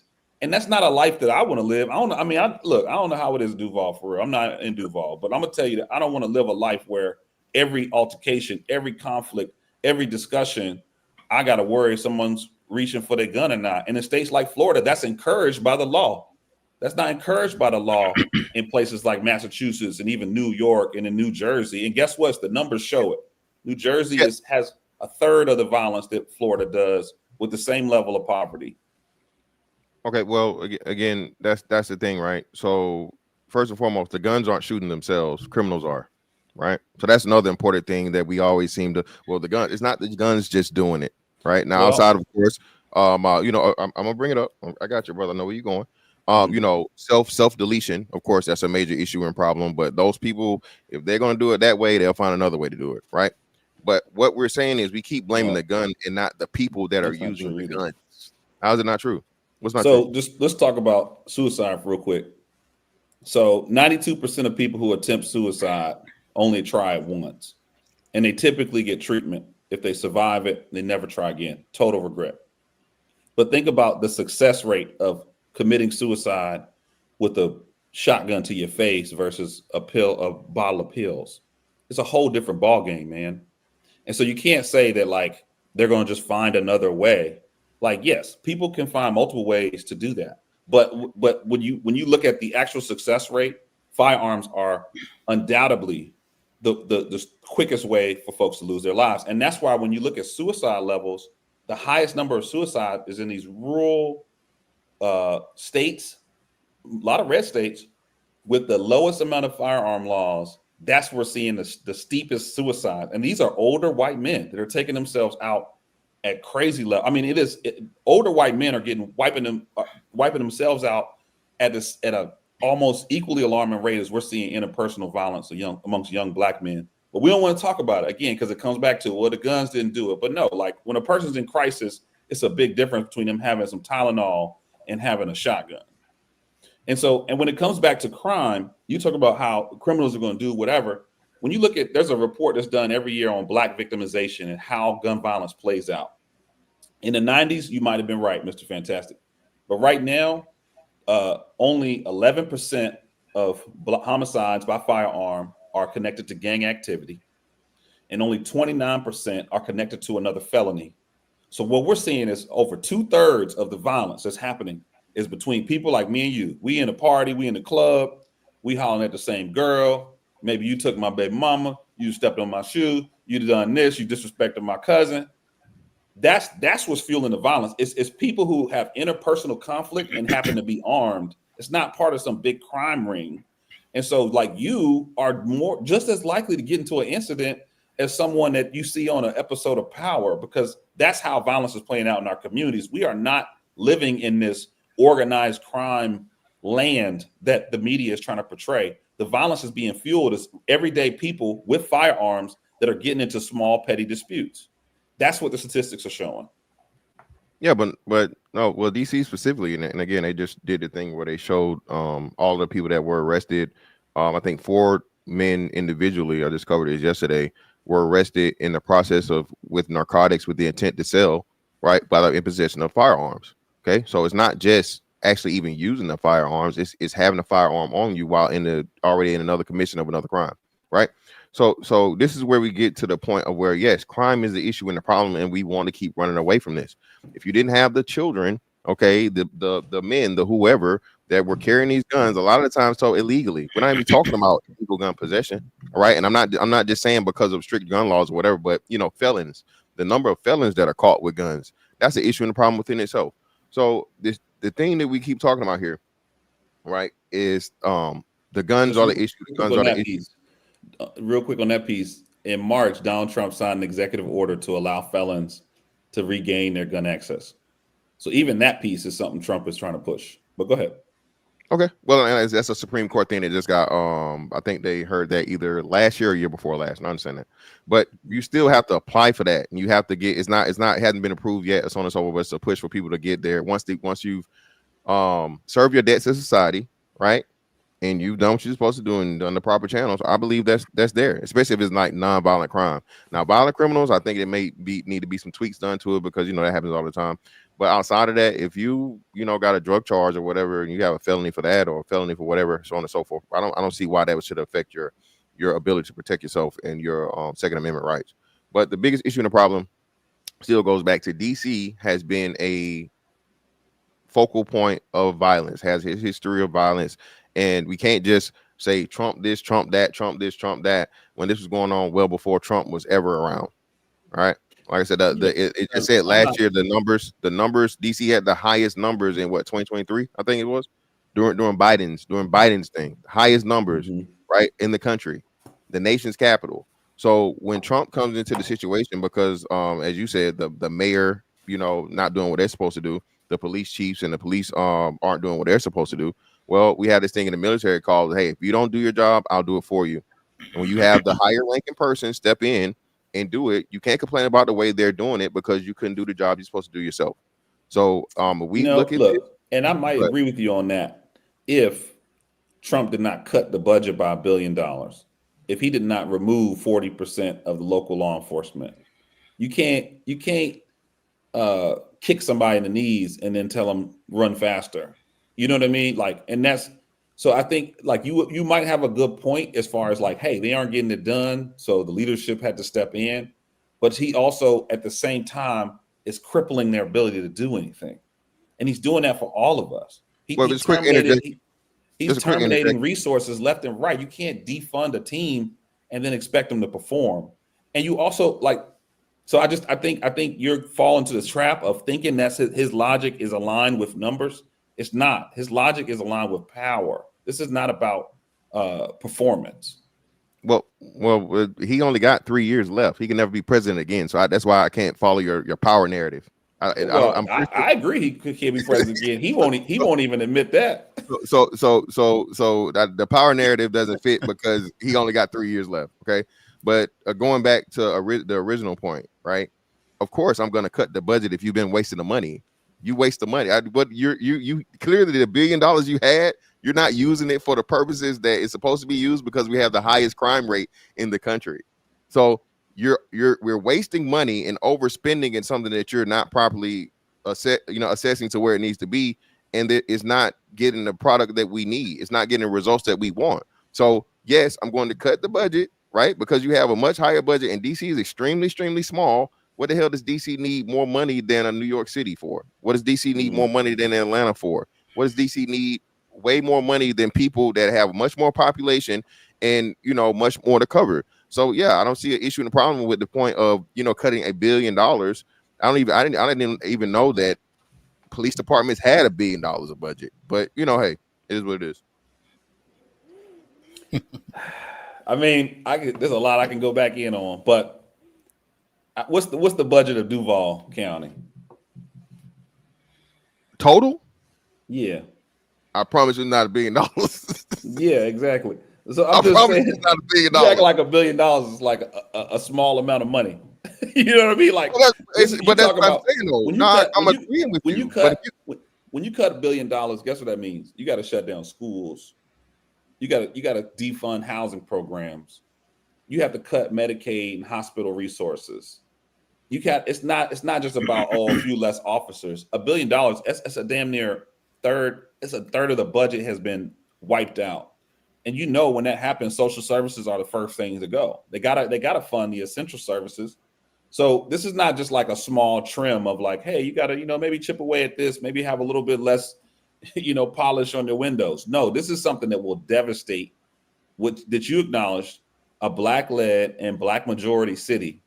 And to do that because you feel like they're not doing a good enough job with their strategy, like that is, I don't know why you even give Trump the credit to even understand their strategy. I mean, he barely wants to meet with the mayor, and he called her incompetent 1 week, and 2 weeks before that, he praised her for being brilliant and doing a great job. Like, this is not a logical, pragmatic approach of his that, hey, they aren't doing a good job. Let's cut the budget. Let's send in my people. No, man, this is about power, and I don't know how we don't see it other than listening to the words he's saying and trying to take them all for gold. No, and my bad, I was wrong. Apparently, just checked it. Duval's budget is $2 billion. Yeah, but that means DC is probably like 5 or 6, right? And it's half the size. Duval is the largest geographical city in the country. Yeah, but I mean, the reason our budget is so large is we also have to serve the entire federal government. Like, you realize that like we are in charge of managing everything that surrounds the White House. Yeah, you realize that, right? So like yeah, exactly.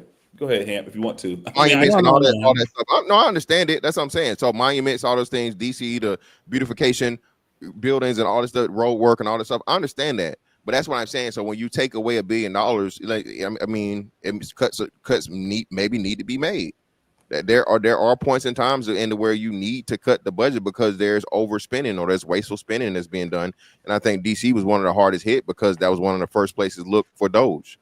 Right. But I think that's what we elect our city council and our mayors to do. We elect local officials to assess, is this a good use of our resources? How are we prioritize them? Where can we cut? Where can we salvage? Having Donald Trump flying from Mar-a-Lago and tell us that we ain't running it right is crazy. He doesn't know these communities. He hasn't driven through these communities. He's never even walked through these communities. He walks in the White House and he flies out. He didn't even eat in the city. So I think, again, you're taking a very logical, you're applying a logical mindset to a scenario where you have someone who has not shown any type of those logical steps. And so, I don't know. I mean, I think it'd be different. Like if the city was pushing it, if the city proposed it, it'd be different. I just looked it up. So DC has a $19.7 billion budget as of 2024. I'm pretty sure y'all can make way with another 18.7 million, brother. I think y'all good to go. I think y'all good. Okay. Well, that's your opinion. I'll let that, you know. If you think it's cool to cut resources for Black communities, man, that's on you, man. I mean, I can't debate that. I think Black cities need as many resources as possible to thrive, and I stand on that. Yeah, man, 100%. I appreciate you guys' civil discourse for sure. I think we kind of glossed over one thing. And Greg, let me know how much time you got. You know what I mean? We be up here for a long time. But yeah, there's one thing that really stuck out to me, right? Is the fact that the gun violence affects our communities, right? That's how Black men are dying. So the number of deaths, how they come, where they come, the ratio is inconsequential to me. The fact that it is us dying, it needs to be addressed directly. And we're talking about gun violence, and that's the demographic. You know? So Mr. Fantastic, I understood the retort, but I don't think it was. Maybe you can help me break it down more to understand, right? Because I know there's 360 million people. Gun deaths are 30,000, and out of 30,000, how many of them are us? Yeah, that's what I'm saying. It would still be what there are more, of course, Caucasian people that die from gun violence, even though we have a higher rate. Once you get to the actual numbers, it's still more white people. You combine everybody else. So the point of it still is you're gonna have losses regardless, right? It's never gonna be a utopia to where no one, commits crime and no one dies from anything, be it guns, knives, whatever. If we go from here, we go look over in London, England. Yeah, they don't have guns, but they definitely getting busy with them knives. So what I'm saying is, we can't vilify, and we're the last standing, 2A gun rights or whatever, country. And like he said, the most important part, and I want to definitely acknowledge Greg for saying this, the 2A rights isn't even for self-protection and so on and so forth. It's for what he's talking about, just so President Trump can become King Trump, right? This is for the people to be able to fight for our rights and deny the government access of an opportunity to forcibly take over the people.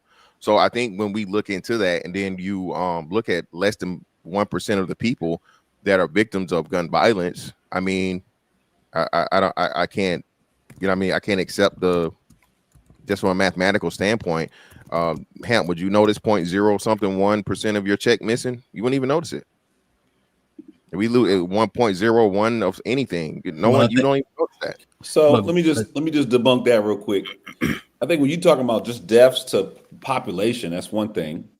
But I had to dig this up. I wanted to make sure I was spot on. But in Rutgers, they did a study. They said 64% of Americans have experienced gun violence. So they may not be have killed or personally injured, but they either been exposed to it, threatened by it, or had to defend themselves from it. And so this is not something that's just like a small thing. Right now, 1 in 5 Americans know someone who's been shot or killed, Black, white, brown, whatever. And so it's not a coincidence that we see this on the news so much. This is a very present issue to every American. I mean, this is, even when you poll Americans for the elections, the top 3 issues are typically the economy, education or climate, depending on who you talk to, and crime or violence. Like, this is a very present problem. So I don't know. I think you kind of brushing it off like, hey, it's just a few people and that some blood needs to be shed. I think that's really insensitive. And I also think that, like, we can't afford to just say that it is what it is. We're the ones getting wiped out. It's Black men. It's young Black folks that are getting wiped out. So for us to just say, hey, that's just it, that's the cost of doing business in America, that means accepting our folks getting wiped out. Like, this is intensely impacting us. And we have found, and cities have figured out how to solve this. Like Newark, New Jersey, they only have 8 homicides right now. And for us to even see those types of numbers and be like, wow, like last year, Boston went down 72%. Like, we know how to solve this crisis. This is not something that we should just accept as our reality. But guess what? If we don't want to accept the solutions and the policy and the resources that can change things, then it will be our reality. But right now, folks have stepped in, leaned in, and they are making this rare and non-existent in their communities. So for us to accept that that's how America is accepting real defeat that I don't think Black folks can afford to take. Well, no, and I'll just say this, then we move forward. As Hamp said, crime is as low as it's ever been, right? Overall, right? So we can't say and talk about this as big issue and problem when we're talking about DC. If we compare DC from the 80s and 90s to now, again, like I said, we have to look at it this way because it's a reality. It's not me just accepting and so on and so forth and being insensitive. It's me being a realist. That's why I said what I said. There's never going to be a utopic society to where no one dies, where no one commits crime, where no one does anything. Again, that's why I gave the example of UK. They've had mass, stabbings in other countries and so on and so forth. If you do not have guns, evil people will find a way to hurt people. So, and I just think that it's convenient and it's easy to blame the gun when it's not the gun. No gun is a real life damn Megatron from the Transformers. Guns don't just get up and create feet and shoot people. People do it. So we have to hold those people accountable, all right? And we have to talk about the people that are doing evil things with guns and not just the guns. So there's one thing though I do kind of see, Mr. Fantastic, living in Texas, right? Road rage is different because everybody is strapped. Everybody does have a gun. You seen a New Orleans football player that got killed, didn't he? Was it? I forget his name. Damn. But because there's so many guns in these areas from people who can legally carry. So I see situations that normally don't escalate will absolutely escalate because people have guns. During the hurricane, when there was no gas, you seen people's fever pitch hit and then guns get flashed, guns get pulled. So I see that as a slight issue. But I guess, those are legally carrying people. Now, the one thing that this argument also kind of defeats a little bit, and let me know what you think, what all three of you think, is this black fatigue shit, right? Because if we're saying the crime, the gun violence is so minuscule, right? But then we turn around and we hear black fatigue about all the crime that's happening around us from young black boys, right? That doesn't reconcile with saying it's not enough people dying from gun violence and etc. Right? Those two things don't actually go together, right? It would have to be an issue with the gun violence, and then you can say black fatigue. But if you're saying it's minimal, but then I'm fatigued from black people, that's a contradictory statement. So it's convenient now. That's problematic for me when I hear it. That was for anybody. I was just okay. I'll hop in. Oh, go ahead, Aaron. You got it. No. I was going to Mr. Jackson or you. I mean, whatever. Go ahead, Mr. Fidel. Yeah. So now I would say it's still is you have to compartmentalize, right? So of course, like I said, even though it's 30,000 deaths overall, we have to look at as Greg said, okay, not being sensitive and take into matter, especially we're talking about the violent aspect of it. Who are the victims?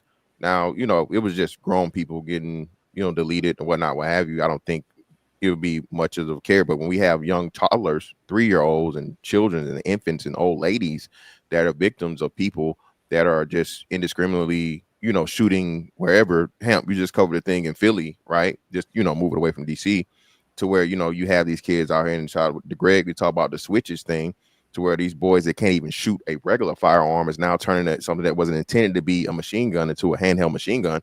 Yeah, you're going to have major issues and problems. So when the majority of the people that are involved in these activities are young black men, well, it's fair to say because you're only assessing the criminal aspect of the gun usage and the innocent bystanders and fallout of it, versus just even the intended target. So that's why I think I agree with you on the part from if we're talking about as a whole, 30,000 isn't a thing. But if we're trying to decrease the 30,000 to the lowest amount of numbers we can actually get it to, then we have to look at the perpetrators, and that's when it becomes a thing. And also, this isn't just outside of the race thing. A lot of DC people are saying they're in love with this. They love it. They like it because they feel safe. They don't have to worry about these things and so on and so forth. So when we look at even what black people are saying about it, you know, forget all the white people and so on and so forth. I think it has merit and it has, you know, has weight to it. Okay, yeah. And so I'm not living there anymore. That's why I thought it was uberly important. And then Greg is also involved. You know, I see the businesses suffering. Yeah. That's one thing I do know. You know, like I'll be back in DC in a month or so, and the businesses, the club owners, the lounges, the restaurants, I know a whole bunch of them from being in that industry. They are suffering since this has happened. You know, but go ahead, Greg or Big Aaron. Go ahead, Aaron. I'll come back to you. Yeah. So this is why kind of at the top of the show, I had mentioned that one of my most important metrics is collateral damage, right? What's the percentage of collateral damage we're currently looking at? What direction is it heading? If it is changing, and to whom is it affecting? As a student of war, I've fully accepted and I'm acutely aware of the fact that bodies are going to hit the floor. Right. It's just which ones are intentional, which ones aren't, and of those, which ones are most impactful. Right. So, yeah, switches being found on Glocks in the hands of men who couldn't hit the broadside of a barn with a shotgun is unacceptable. Right. But I mean, people that you live by the sword, die by the sword, and your day comes up, your day is up, son. Right. Even if at that particular moment, you weren't the direct perpetrator or antagonist of the situation. The fact that you allow yourself to be in close enough proximity and you get taken out, I don't think that's necessarily worth, you know, cutting back on the fight against the actual antagonist. Distance yourself from danger as much as possible. The further away you are, the less chance of you being collateral damage is. But if we're mowing down kids at the playground and grandmom's under an umbrella, I mean, that has to stop. Yeah, and I think what's important to remember, like Trump is encouraging all of this.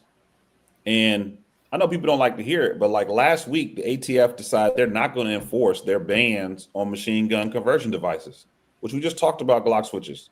They said they're not going to enforce it. And they actually started sending back all these devices back to the people they confiscated them from. Like Trump's son is on the board of Grab a Gun. He was literally a month and a half ago at the New York Stock Exchange celebrating the largest company of selling guns, which he wants to call the Amazon for guns. Like they are actively pushing firearms into the hands of as many Americans as possible. Even DC, they just shrunk the concealed carry process to go from months waiting list to like days waiting list. They want us to have as many guns as possible because they know they can profit from it. They know it's a narrative they can win. And it also creates a space where they can justify a bunch of these terrible situations.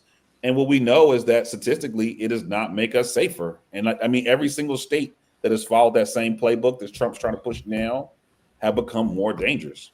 And I hate to say that, but that's just simple math. And I think the last piece about the perpetrators, Mr. Fantastic talked about, we got to think about the perpetrators.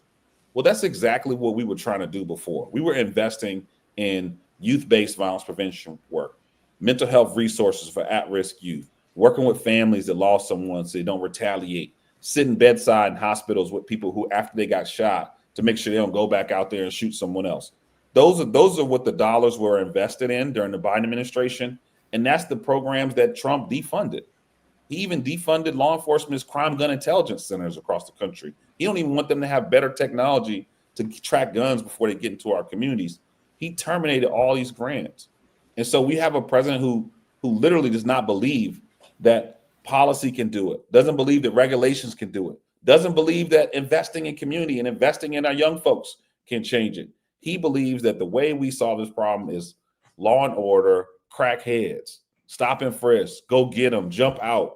And he's doing that in DC. And I think we cannot be misled to think this is about making us safer. And frankly, we're just replaying the same playbook they did in the 90s after the war on crime, right? When they incarcerated us at historic levels. That playbook is being played out right now in front of our eyes in DC. And I think we have a moment to push back before it's something that he pushes nationwide. Do you think that the innocent people that are stopped and frisked, I mean, are they perishing at a rate that you would suggest it's worth stopping and frisking from catching the actual bad guys? Like, is there a benefit from more aggressive policing and actually locating, closing with, and destroying the actual internal enemy? Look, we've already tried it out. We tried it in the 90s. We saw what happened. You don't end violence, you deter it. And what you do is you incarcerate Black folks at historic levels. And so if we think the perceived, if we think the feeling of fear or the feeling of safety is worth devastating Black families all over this earth, then we're just accepting this fear of Black folks as what we're trying to eradicate and not actually solve crime. I mean, so look, my answer is no. We've already played that out. We've already seen that movie. It failed. It destroyed Black communities at historic levels. And now we're in a different era where we have a different playbook that invests in our communities that is actually outperforming crime reduction in the 90s. And we don't have to lock folks up in doing it. So my answer is no, it wouldn't work. But I'm sure other folks have different opinions. What do you think law enforcement could do then in order to reduce the amount of crime that does exist? I mean, I understand that, an ounce of prevention is worth a pound of cure. And going forward, there may be an easily outlineable plan to prevent things from happening and growing. But for the here and now, how would you propose at least law enforcement would be able to safely use force to eliminate that which has already been,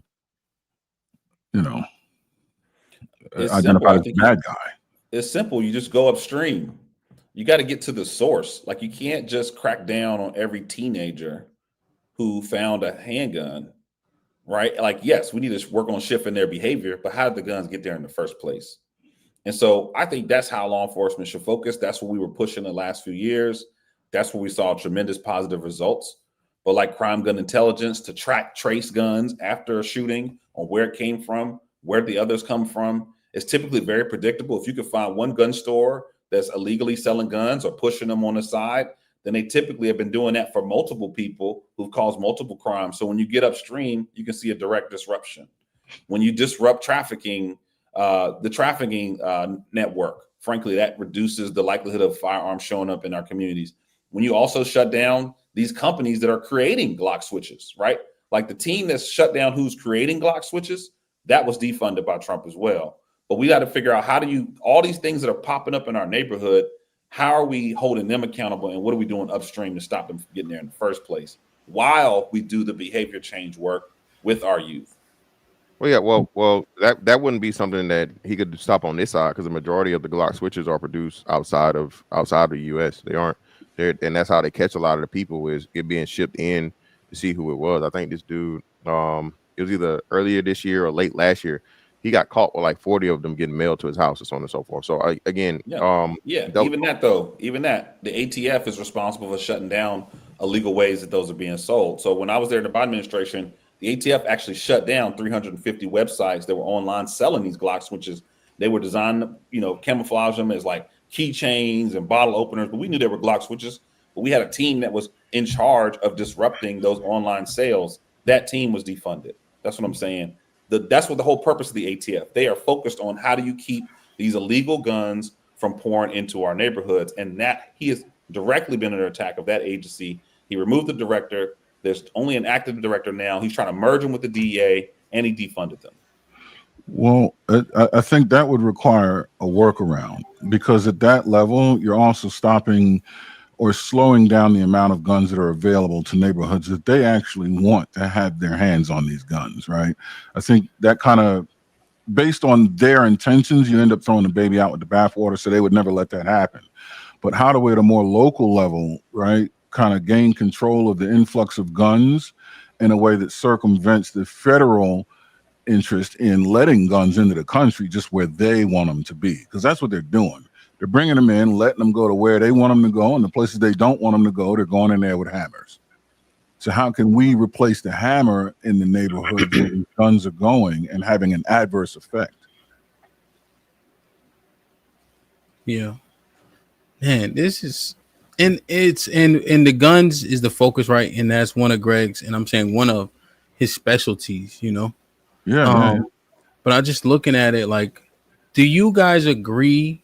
Well, excuse me. The sentiment is that black neighborhoods are over policed already. Do you guys agree with that sentiment?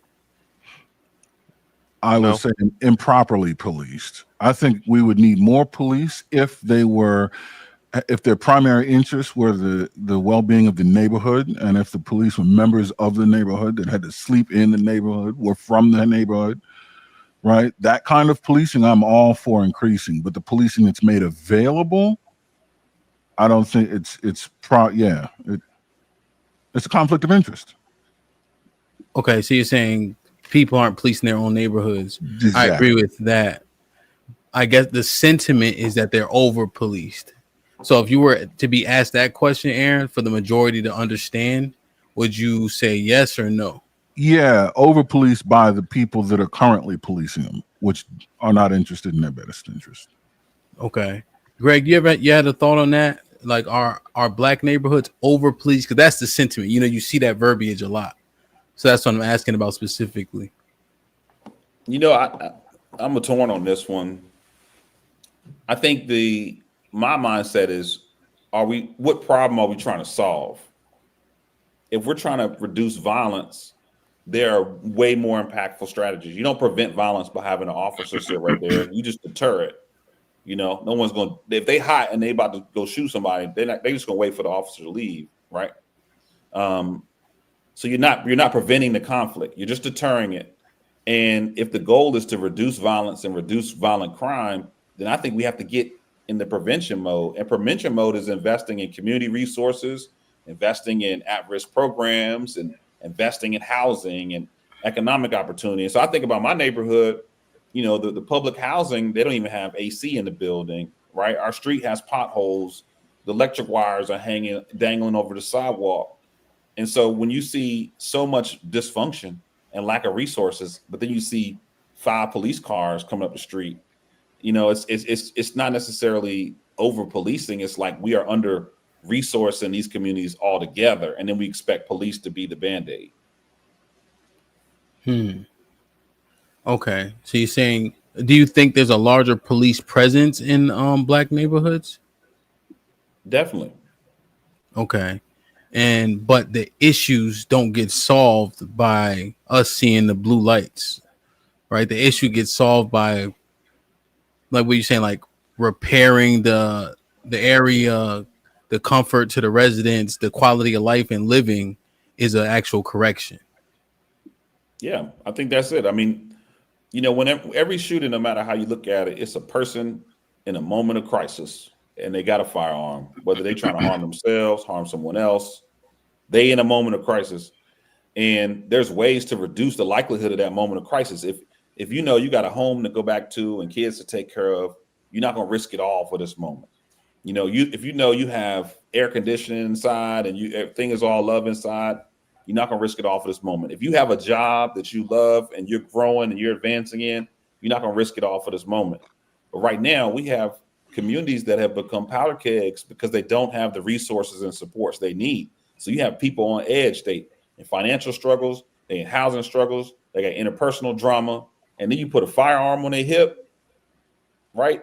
And you throw them in the middle of situations, like they're going to act very differently than someone who has a lot to lose. And I think that's kind of the bigger problem, is how do we give people resources to help offset what's bringing them to that moment of crisis? But right now we're not doing that. We're just saying, oh, y'all crazy, you know, and that's our government approach. And I think that's a broken approach. Okay. Desperation plus poverty equals crime for sure. Okay. I understand that sentiment. What say you, Mr. Fantastic? I know where I'm going with this, man. Listen, the police wouldn't be there if you didn't give them a reason to be there. There are plenty of black communities that are not over policed, that don't have a huge police presence because there's not criminal activity going there. Unfortunately, we have a a lot of criminal activity in a lot of these Black communities. Again, DC is the is the epitome of it historically. Okay.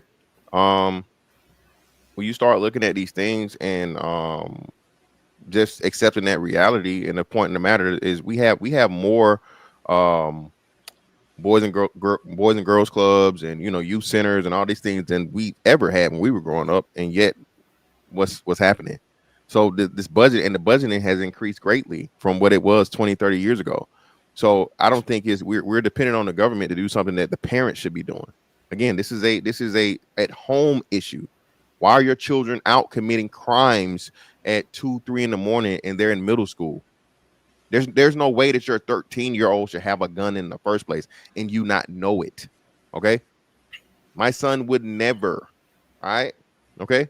And I have plenty of guns. Okay. He knows not to even look at a gun unless I give him authority to use it properly and for training purposes and so on and so forth. All right.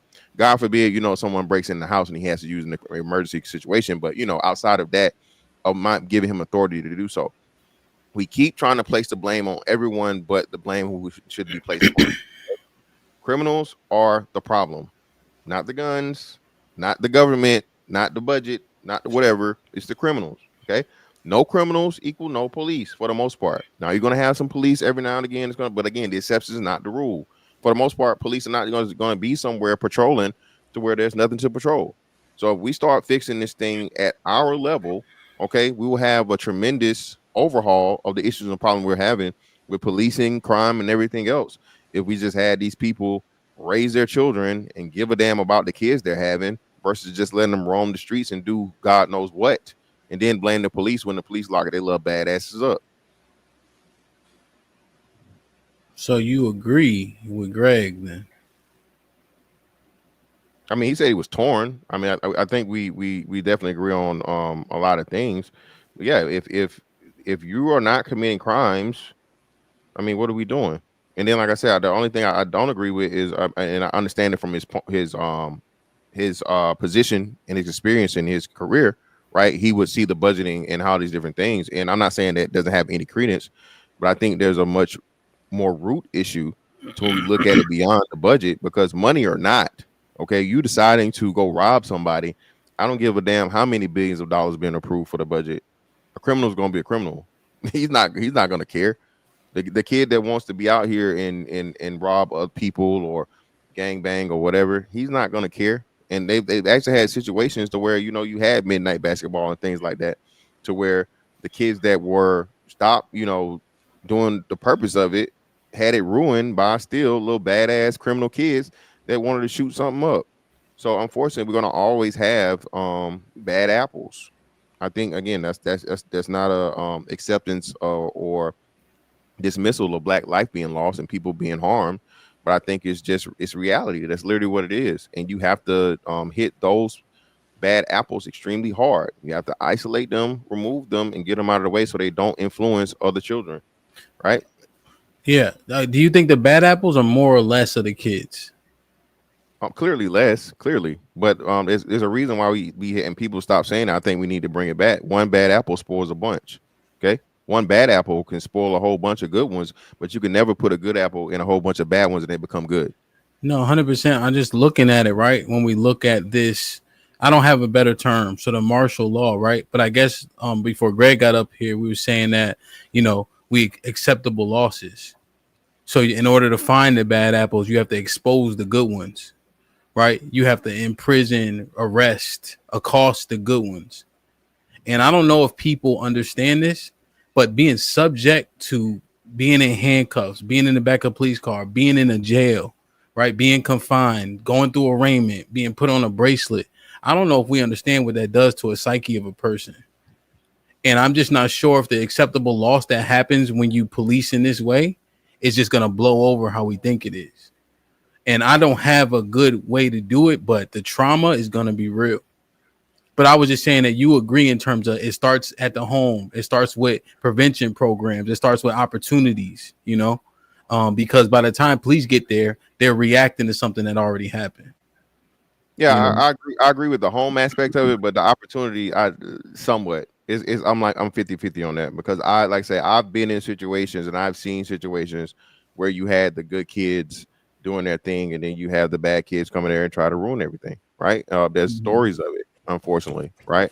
So I think if the parents are the most important underlying issue, and training their children to be good people, I think that's the biggest thing. Yeah, I understand.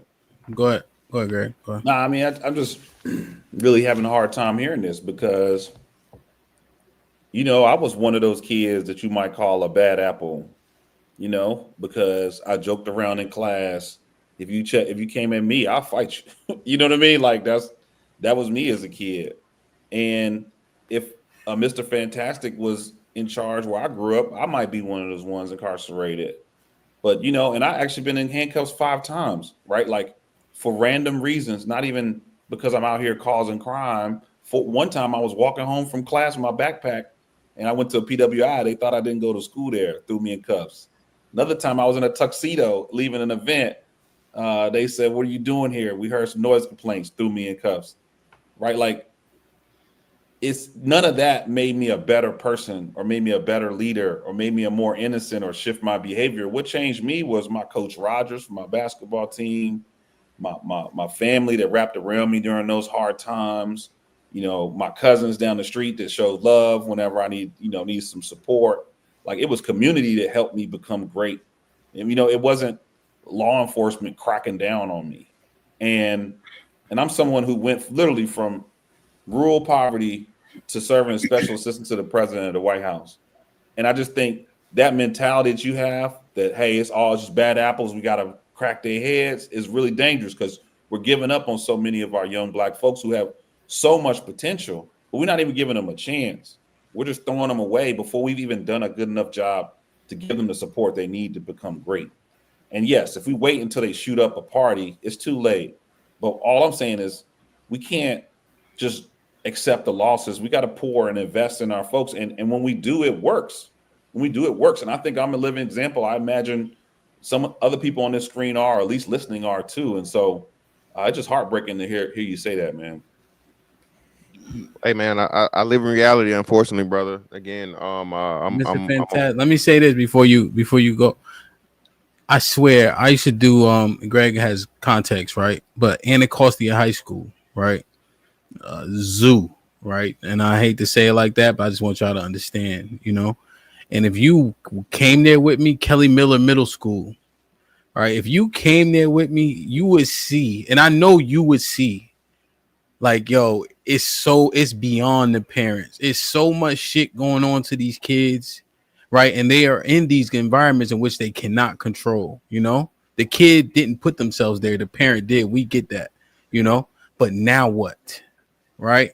And you get to see the now what when you're trying to actually intervene.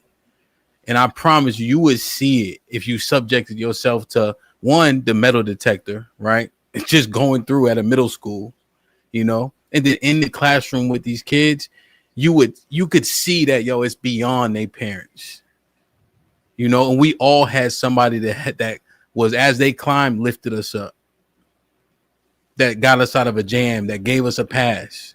Right? There's times you should have been troubled, but they didn't trouble you, you know, and then what you did with that opportunity.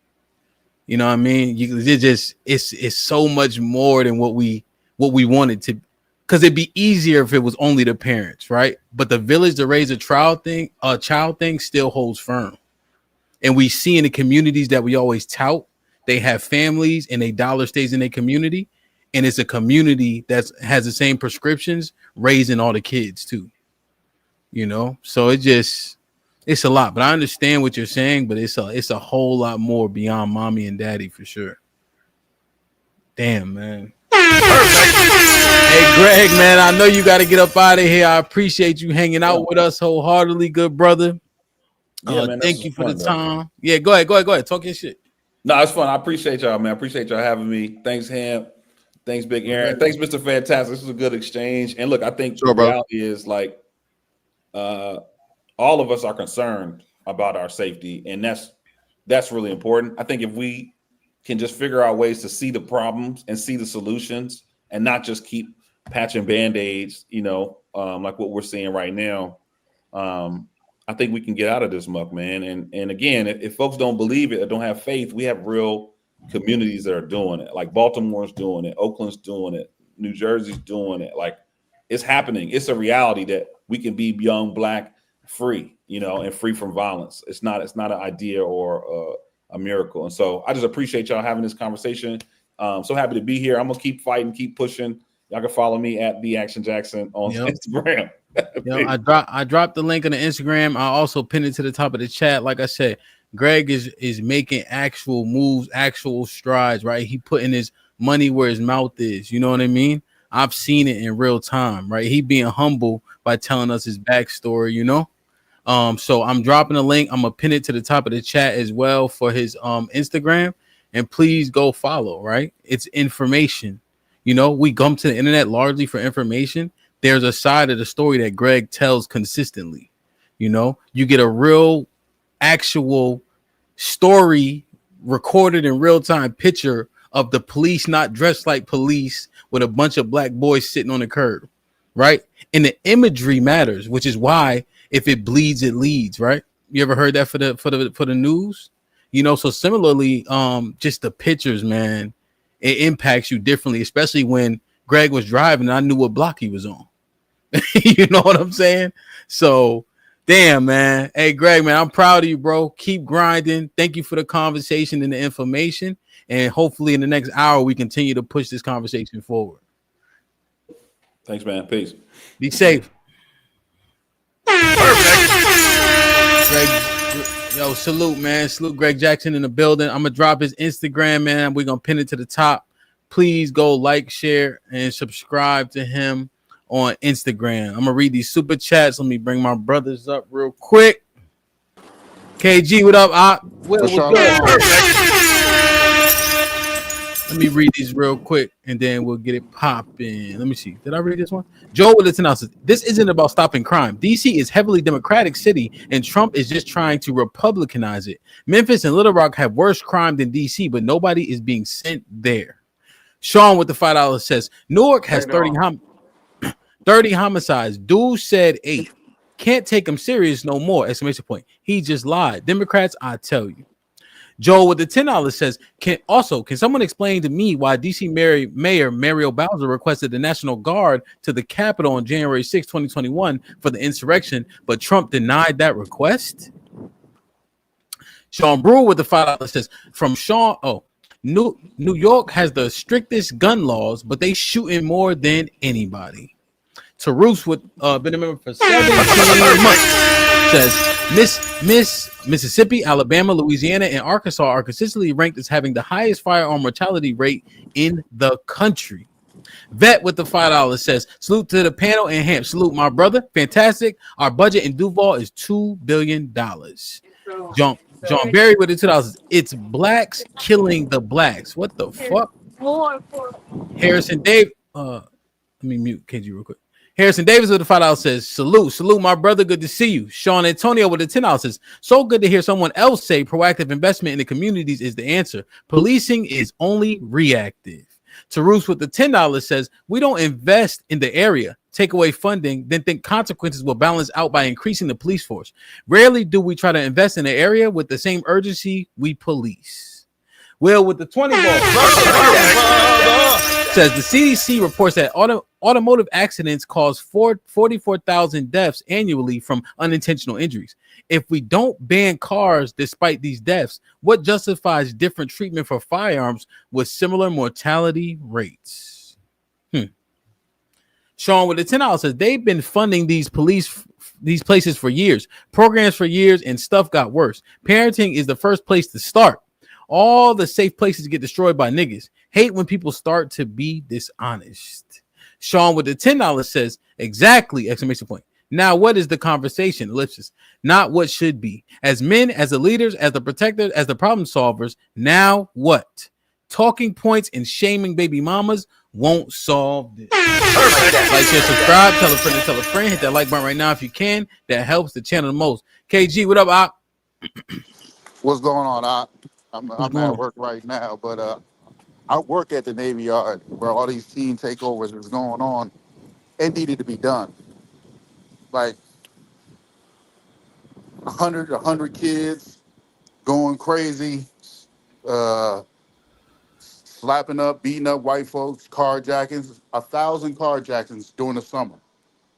2 months, 1,000. Fantastic. So it needed to be done. Okay, so you fuck with it. And I'm sorry to say it because it was nothing. These kids don't respect no authority. Damn. So They you don't even saying want needed it? 9-to-5 jobs. They rather rob and steal. And my homeboy works at Cheltenham, the juvenile. They don't even. They sit there. It's like they still go to school and play PlayStation 5. So it's not like they're in there for murder, and they're playing PS5 in jail. Okay. So KG, can you hear me? So can you hear? It needed to be done. I don't think he can hear you. Hey, KG, can you hear us? Yeah, I can hear you. Can you hear I don't me? think you can hear Hamp. Say something, Hamp. I don't think you can hear Hamp. You can't hear Hamp for some reason. No, I can't hear him for some reason. Yeah. All right. I asked. Let So me, he's saying he come back needs. in. All right. Yeah, 'cause I want to ask him a couple questions. Let me get Will real quick. Will, what's goody? Tommy, what up? Salutations. Good afternoon. How y'all doing? What's poppin'? Same old, man.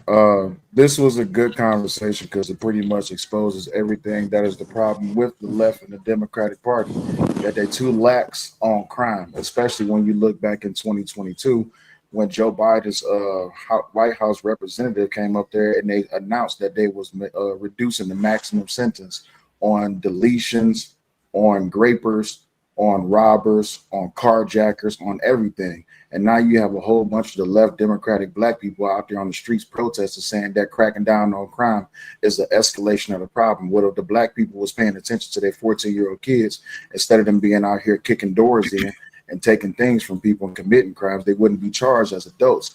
Just because you want the crime to be resolved and you want to let it flourish, that's counterintuitive to yourself. So respect to the brother, what's his name? Greg, respect to the brother Greg, but what he was up here talking about, you're talking about a trauma that has been going on for quite some time. It is a lack of responsibility on the parents, and them kids in DC is getting what they deserve because the black people in the communities in those cities have not done anything to solve their own problem. They have let this go on for too long.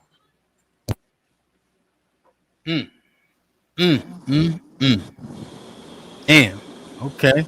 Does anybody have a retort to what my brother Willie Will said?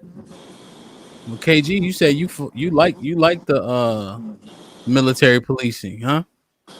Hey, yo, I don't really like how Esau. I can't even agree with Esau, but I cannot. How can I be mad if it's needed? I can't even. If I'm seeing my people acting crazy, like it's literally crazy out here. I'm not gonna lie to you. Yeah, I was down on, and it's just to see what y'all think. I was down on U Street on Thursday, right when we had the events. You was on a cruise, right? Yeah. And so, Will, U Street on a Thursday, right? Just to give you perspective, you cannot. They cut the road off where the clubs start because you can't walk. You know what I'm saying? It's that many people out there. I mean, flooded, right? You know what I'm saying? It got 60 bars on the street. Yo, it was like a ghost town comparatively. And so I'm talking to the bouncer outside. He's like, yo, the pods of kids, 10, 20 deep, drinking on the street, robbing people. People don't even come to U Street no more because of this. It was so, I'm telling that, because we had the meet up, right? I'm telling everybody, yo, watch when we get out there. Bro, there was parking, all types of shit you never see. And the bouncer said it was because of the kids, the mobbing, the YNs mobbing around and just doing shit. Well, it should be that way, similar to downtown Detroit and Greektown, right? It's old school Belle Isle, even on the Riverwalk days. The problem is that, yes, it is bad for optics for police and law enforcement to be out there snatching up people and all this, that, and the other. I get it. But at the same time, if you're just going to let the cut bleed and you're not going to heal the cut, what's the point of complaining about the blood? they're the ones in those communities that they knew that they 14, 16, 18-year-old kids was out here running the streets 12 o'clock at night, 1 o'clock in the morning, kicking in doors, assaulting store owners, snatching purses from women, taking women's innocence and assaulting children, all this, that, and the other. But no one did nothing about it. And when you actually look at the real crime reports that's actually being reported, you find that people want them to be lax in those black communities because they say, oh, well, they just need love. Love ain't solving it, because if love is what was available, they would have got it at home. But because these parents is being lax on their children and they just want to say, oh, well, he's just acting out. Respect to the brother again. He said, yeah, back in my younger days, I used to be the joke in class. A joke in class and committing a crime is two different things. So why are we assigning the same responsibility to that accountability? That doesn't make sense. And until we get away from this notion that the black people just need love, no, black people need accountability. People need to get off the street, go back home, take care of their kids, go to work, get off of welfare, and do your job. And it's just that simple. I don't think Because if you don't do your job, someone else is going to do it for you. I really don't think it has to do with poverty either, because you know how DC is. We got the most people making 100 grand, and their kids are doing the same damn thing, going into the hood, doing the same damn thing. Now, I was in the house. My mom makes 200 grand a year. I was still out on the streets and shootouts going on, and people living in $400,000 houses. So it has nothing to do with poverty. AKG, watch this. Let's narrow it down. If the neighborhood ain't the problem and the poverty ain't the problem, then what's the problem? Okay, so let me say this. I'm interested to hear the conversation, right? Because I'm listening to what y'all saying, what KG saying. So I don't know if you guys ever heard of Wise High School, maybe not. But Wise High School was really, really good in football. You know the boy who died? He played for the Vikings. Remember, he got in a car crash and he died. Him and the two guys who were in the car with him. Well, he comes from Wise High School. I think he was a first-round pick. The two boys that were in the car with him, they played Division One. Played at Florida State. They have a lot of good football players. Essentially, they had to put. And so Wise is in Upper Marlboro. This is where black people have the money. This is where the $1 million houses are, right? They had to put metal detectors in Wise High School. And Wise is not in the city. And those kids are affluent in terms of their background. Now, they didn't have to do that at Flowers, the one that I coached at. And they're maybe 15 minutes apart, 20 minutes apart. And they did it because there was a high-risk incident that happened. You know, so it's more reactive to that one incident. But the behavior was there. I'll say that. I'm not saying that is the still man, but I'm just looking at it. Will, before you go, I just want to see if Tommy had anything maybe different, and then you could jump back in. Tommy, what's goody? What's happening, y'all? No, I'd be lightweight, kind of split in the middle with a lot of it. Part of it is so I sent you to your inbox. This was like a couple months ago, but they actually have two surprise Democratic black mayors. I think it's Baltimore and Birmingham, and they've actually did what a lot of people were suggesting as far as like giving the kids something to do, et cetera, et cetera. And I believe Baltimore, I think they murder rate is sliced 50%, or Birmingham, one or two, but it's like a 62%. major, yeah. Baltimore, yeah. So you have places where you see that it works. Even when people are talking about like the extracurricular activities, like I don't remember a time where the Boys and Girls Club was just getting overran by niggas from the streets. Like in general, I actually got kicked out the Boys and Girls Club because I had a fight. Like in general, people aren't going to the Boys and Girls Club, and it's just not safe for them to go there. So you're okay. Go ahead. He broke up. This is like that wasn't specific for kids, say like skating rinks and shit like that, where shit ended up happening. But it's usually because the adults come in and they have their issues and stuff. But for the most part, and I could be wrong, y'all could correct me. I don't just hear this plethora of places for kids to go, and then it's just being overwhelmed by these thug kids who just taking them over, et cetera, et cetera. Again, you can correct me if I'm wrong. But I think we deal with I think it's kind of like multi-layered. Oh shit.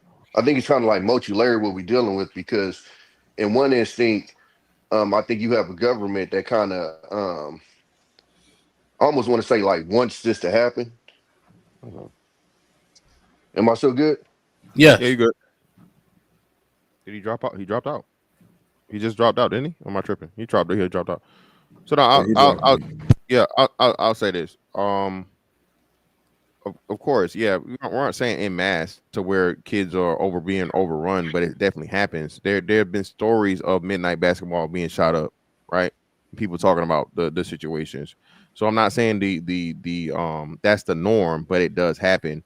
And then, like you said too, I can look around here. A lot of these youth centers, these rec centers, these kids don't even hoop no more, man. These kids aren't interested in the opportunities that are there for them absolutely free. So if the kids aren't using the things, or the parents aren't encouraging or forcing the children to get involved with the things, what's the point in even having it if it's not being utilized? And that's when he started talking about the budget cuts. Okay, if we got 18 rec centers and let's say 5 of the 18 it has no attendance, has no whatever, that's wasting money keeping it open. That's just like people complaining about food deserts and all this other shit. You can't complain about some shit when Walmart say we're done, or Walgreens says they're done, and you're stealing them out of business. Niggas love doing this shit. So again, until we get a handle on ourselves and police ourselves and raise the kids and get the actual community we talking about and enforce the shit ourselves, then we gotta we until we do that, we can't worry about what we're allowing and forcing the police to do, because we won't fucking do it. Point blank, period. So Well, I guess my question is, Tommy, you could jump back in. I know you dropped off, but Tommy gave an example of a city that is known for violence implementing programs and seeing a result. Yeah. So we had to wait on that because DC did the same thing, right? So the numbers, and it was just explaining the DC situation. A police commander in DC is now under investigation right now, right, for the DC's violent crime being reduced by 25%. I would be highly, highly unlikely. Listen, cutting your violent crime by 50%, that something doesn't smell right there. And the fact of the matter that DC is being pretty much exposed to that very exact same thing, to where the what do you call the police, what do police have? The police, not the commission, but the when people get in trouble, the police union, the police union even came out and said, hey man, nah, that's highly, highly unlikely. So I think a lot of this is a lot of dirty politics. Also, they want to make it seem like they have things under wraps, even though, like you said, it's quite coincidental that you have a 50% decrease in violent crime right before or right as Trump takes over. But you were just, what I'm saying, going up and sky high as long as Biden was there. Okay, you can easily set this up to be like, oh, he's getting involved in things he doesn't need because we already got it under wraps. When if you cook the books. So you guys can look into that. Google it. Don't take my word for it. Again, there's literally investigation going on right now for them being able to classify and qualify offense as one thing, as to where it won't be accepted or reported by the FBI crime statistics, or the MPD's got to report it. So that's what I'm saying. But if you're doing that on crime, that's one thing. If you're doing that on bodies, how do you misrepresent bodies? They either there or they not. Well, the dude just said the same thing, right? And unfortunately, you talking about Baltimore, right? Yeah. Listen, I don't know if they redoing the wire thing and hiding the bodies in Vegas. I don't know, but somebody said the super chat. Greg, and I'm not saying he maliciously did it or purposely did it. He definitely underreported, because I didn't have the data and I didn't go to look it up. He said 8 homicides for New Jersey when it's 30. So by his account, he reported less than 50%. There's like what, a 60%, almost 75% decrease in the actuality and the reality of it. So unless we're actually there and seeing what's going on or whatever, during investigations and when they decide to report something, can be totally different. So that's what I'm saying. I just don't trust 50% decrease in homicides for especially a city like Baltimore in any way, shape, form, or fashion, bro. I don't trust that shit. I think my overall question would be like, what's the goal? And I say that because I get frustrated when I hear people from my generation speak about this generation as if they're worse, and it's just factually untrue. we've improved a hell of a lot from when I was a kid. So I think, I mean, I guess the goal is always to improve, but is there numbers that, because it's still a large minority that's doing this, and it's vastly improved from when it was seen at its highest in the early 90s. So my question would be, especially coming from people who lived through a lot of that, who are now acting like, oh my God, these kids are, where'd this come from? And we lived through what we went through. I'm kind of confused on like, okay, so what's the goal? Because again, from what we came from, this is a huge improvement. Like it's never been safer. So I don't know if it's just because of the 24-hour news cycle and then the constant social media, and it just seems like this is just the end of the world or whatever. But like, I guess like what would be like a target that people would like to meet to where they would be comfortable? Because as was said earlier, it's never going to be eradicated. But what's a number where people will be like, okay, we cool? I think it's a little bit different because out here it is the kids are a little different. Like we had a rhyme and reason for what we did, and when we in the No, y'all game. got to stop that bullshit. Y'all No, got no, to no. I'm trying. stop No, that no. I'm bullshit, bro. no, no, no, no, no. It's not. I'm trying to tell you. Like I'm out here with them. I'm looking at it. You haven't seen the team takeover out here, have you? What In do you mean the DC. team takeover? So basically, you'll have 200, 300 kids on the street Yeah, robbing. I never seen that when we was growing up. I never seen like they was doing that shit in Oakland, right? 60 of them running the store. I never Yeah, seen yeah, that. yeah, yeah, But see, yeah, they can send out a message and get everybody. yeah. Yeah, exactly. Yeah, I yeah, never seen that type of shit yeah, before. See, that messes up the like you're right. The violence though that we experience was yeah, a little bit more siloed, to specific areas. But they teen taking over malls. yeah, That's a yeah, quality of life for people, kids, your wife going to the store. That yeah. Mhm. changes things. Not to say it's worse, but the difference I think may have a permeating effect in a different way. Just based on how they give it up. But I don't know. I like the stats because we always like the stats, Mr. Mhm. Fantastic. So if we like the stats when they give them to us from the SBI data and they tell us how many niggas getting killed, I like the stats when they give us the statistics and niggas ain't getting killed. I think it's unfair to say I don't like the stats now. We liked them before. Well, no, it's not about not liking them. It's about them being right and exact. Because That's then what if I'm you, saying. That's what I'm yeah, just saying, like, if you accept mhm. false stats, now you give people credence where you can't trust the stats, and that's a problem. So if people are purposely manipulating the situation and they are finding ways to, you know what I'm saying, not report it by technicality, right? And like Tommy said, you can't hide bodies for real, but they aggravated assault with a firearm, different things like that, aggravated assault in general. If you report it in a certain way as to where you don't have to report it to the FBI, data and crime, you feel me? Now you fuck up the numbers because we had a decrease in crime, but it's the same exact thing. I'll pull it up, him, so you can let the dude explain it. I'll find it. And For you. I was gonna jump in on it when you said that because that's another thing I hate our generation do. Stop romanticizing what we went through. Oh, we had this honorable purpose on why we was doing. No, we did not. Period. Point blank. Niggas was off PCP. You think they was on the honor code? Like, what are we talking? Like, I hate that. Like, oh no, when we moved, we did this, this, and this. Oh, when we moved, there was no women and children.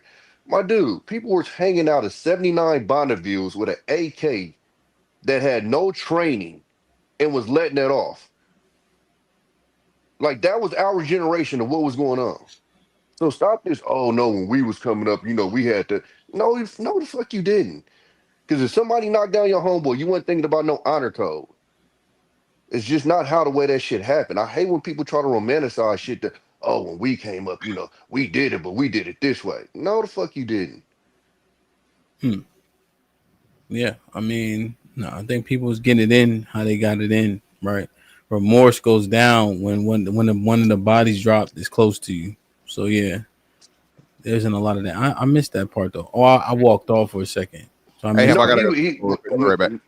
Yeah, he had jumped in and he was talking about when I said that the violence was down, and I mean, and I'm not surprised because that's typically what, especially like our generation in general, does is we're gonna romanticize what we went through and make it seem like it was better or for purpose and it's like, dog, the streets is the streets. I don't give a fuck if you go back to 1947 or 2025. The streets is the streets. Stop this romanticizing bullshit. Shit happens. So It is what it is. is it black people or is it the circumstances? It's America, bro. I say this all over. I say like we mirror America in a lot of our actions. If you see the way that the people that we were talking about in these hoods, it mirrors America. You hit one of mine, I hit one of yours. You got something I like, I'm gonna take it. Tell me when I'm stop talking about America. Territories, all the shit. Yeah. Yeah. No, You got 100%. Hell's Angels on motorcycles right now that'll tell you if you're on a motorcycle and you pass them, that's a problem. That actively happens right now in America. So if you're just some guy from the suburbs just trying to enjoy their motorcycle and you pass them without permission, that's a problem that's going to be handled. It's just not splattered on the news. But we talk about it in the bike lanes all the time. It's a common problem that's literally happening all the time in America. But that's not what America wants to plaster on their TVs and show and represent. So you never hear about it. Happens all the time. Yeah. Yeah, I was I'm just trying to really process it and understand it. And because of social media, the propaganda, right, to the point of what to believe and not to believe what's actually happening.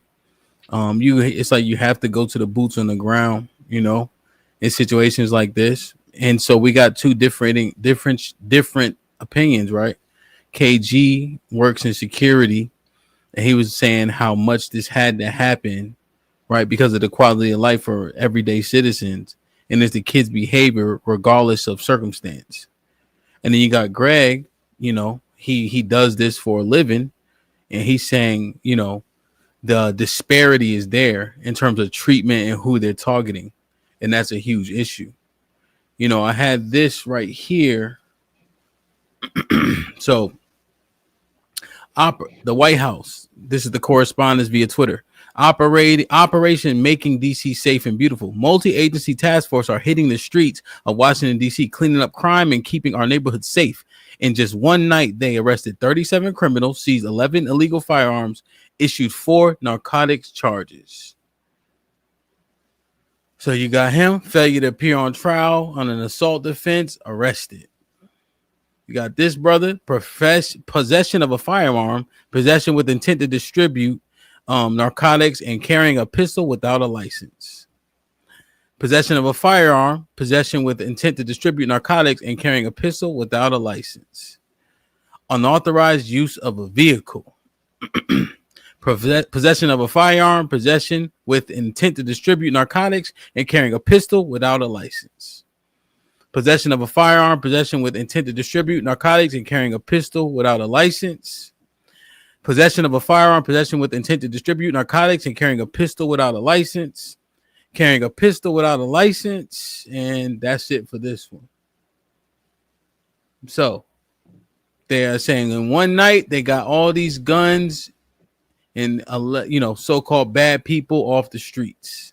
This is just a few of the 37 criminals arrested. Yeah. So they got a DV case. They got about half dozen dope boys and a car thief and a hitman. Well, even those, you gotta even know if they dope boys or not, because depending on how much you got is how they gonna charge you. So like out here, like if I go get weed, I get it probably by the ounce, if not by like a half P. But if I got caught with that in certain states, that would be distribution. Okay, let me show y'all this. Even if it's just for personal use. We didn't even get to this part. DC's homeless told go to shelter, get treatment, or go to jail under Trump's orders. The president's efforts in Washington, D.C., do you have any specifics about how homeless people will be dealt with, where they would be moved to? What does this look like? I do, yes. And it's an important question, so thank you for raising it. The Metropolitan Police Department, with the support of the new federal agencies who have been surging on the streets of the District of Columbia, are going to enforce the laws that are already on the books here in Washington, D.C. For far too long, these laws have been completely ignored, and the homelessness problem has ravaged the city. So DC Code 22-1307 and DC Municipal Regulation 24-100 give the Metropolitan Police Department the authority to take action when it comes to homeless encampments. So homeless individuals will be given the option to leave their encampment, to be taken to a homeless shelter, to be offered addiction or mental health services, and if they refuse, they will be susceptible. Related topic. To fines or to jail time. Again, these are pre-existing laws that are already on the books. They have not been enforced, which is part of the reason for this federalizing of the National Guard to bring in this assistance for law enforcement. While we are targeting criminals and trying to remove criminals off of the streets, we also want to make DC safe and beautiful, and that involves removing mentally disturbed individuals in homeless encampments as well. So to find.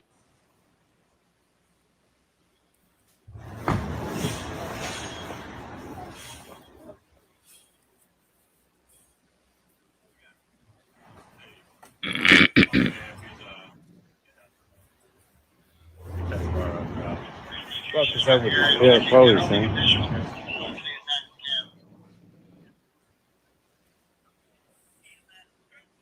That's bullshit. They got a spit bag over his face. Yeah, he was obviously he was spitting on motherfuckers.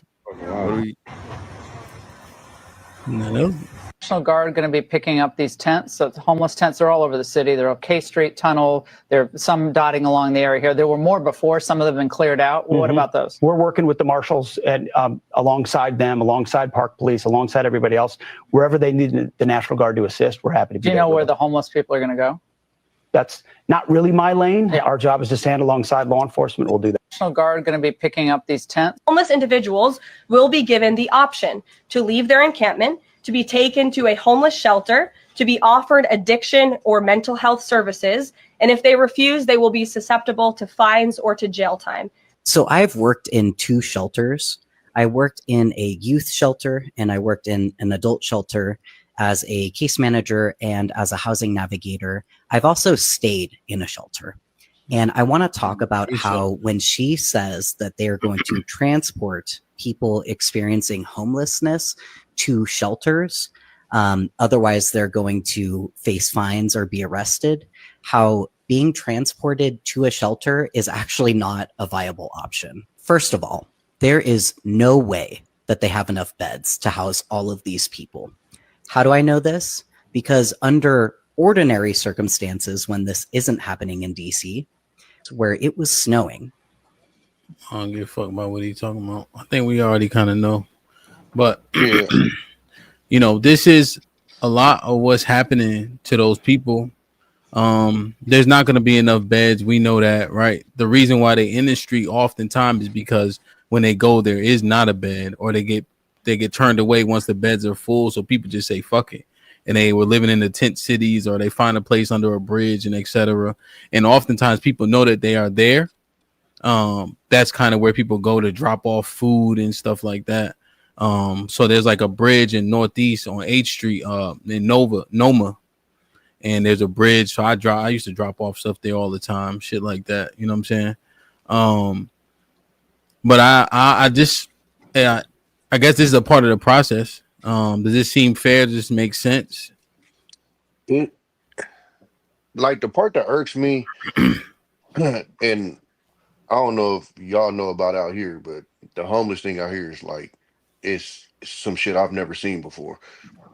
But the biggest part that kind of irks me about it is they kind of created the problem, and now your solution is to treat the people that are results of the problem you created by throwing them in jail. Because in my head, you know, we talk about the what they call it, the dissolution of the middle class all the time. We talk about how the CEO pay numbers that went to this, and then the regular workers pay that only went to this. We talked about how with this the cost of living and stuff, how much that went up versus how much the actual wages that went up.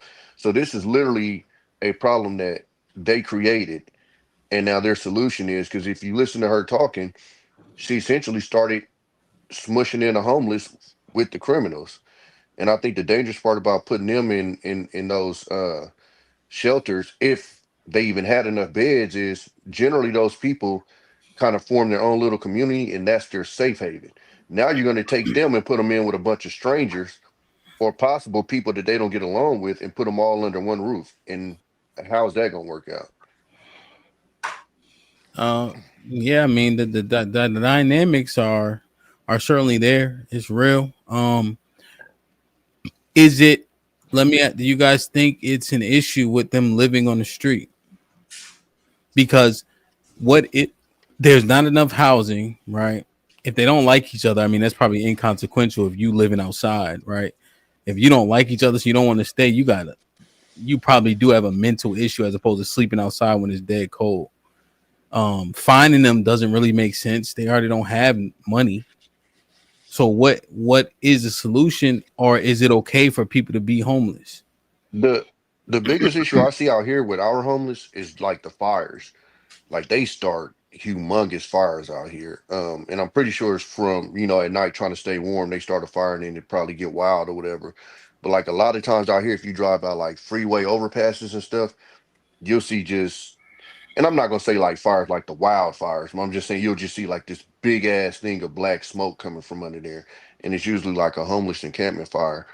Um, I think that, and then I think for a lot of people, just visually, the aesthetic of it, they don't necessarily like, because again, out here under damn near every single overpass, and I'm not even like being hyperbolic about that, damn near every overpass out here has a homeless encampment.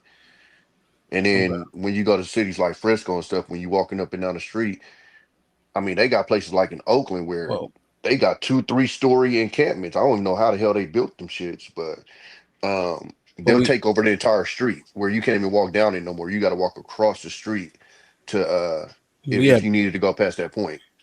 No, I got you. It's just that, specifically in DC, they actually actively doing something about it. That's the place you need a retort or a solution to something, if it's even an issue in the first place. Well, I'm not sure if they have those same issues as far as like with the fires and stuff. That's no, why they don't speak to what our homeless. Oh, okay. Yeah. There's no like fires and stuff like that, right? But it just is a decent amount of homeless people now living there. I haven't seen it be a huge issue in mass. They congregate. So where they were, KG, where they were in that video is next to the courthouse. The homeless shelter is next to the courthouse. Yeah, I used to work at Second and D. Yeah, Second and D. So pause just in case. So so right there, Tommy, you see them there because they also stay in proximity to the shelter, because you got to get in before all the beds is up too. Oh, okay. So in DC, like when you on U Street a little bit, H Street a little bit more than U Street, Connecticut Avenue not really, and these are the touristy kind of places. Georgetown pretty limited. Capitol Hill a little bit. You know what I'm saying? I say H Street would be first, then maybe U Street, then maybe Capitol Hill. Navy Yard not too crazy. I'm just looking at, you know what I mean, like that population. You're not getting people ask you for money left and right. And I'm saying this from being a DJing all over the city late night and shit. You know what I mean? It's not that bad in my But they closed all the mental hospitals out here. St. Elizabeth. Closed. Yeah, so they let them all. Yeah, so they closed St. Elizabeth. St. Elizabeth is now, this is the other thing that Tommy, you mentioned. St. Elizabeth is now apartments. Right. Oh, okay. They pretty nice. Now, gotcha. DC was given stipends and grants if you turned your, let's say you had 2 doors, one for your downstairs, one for your basement.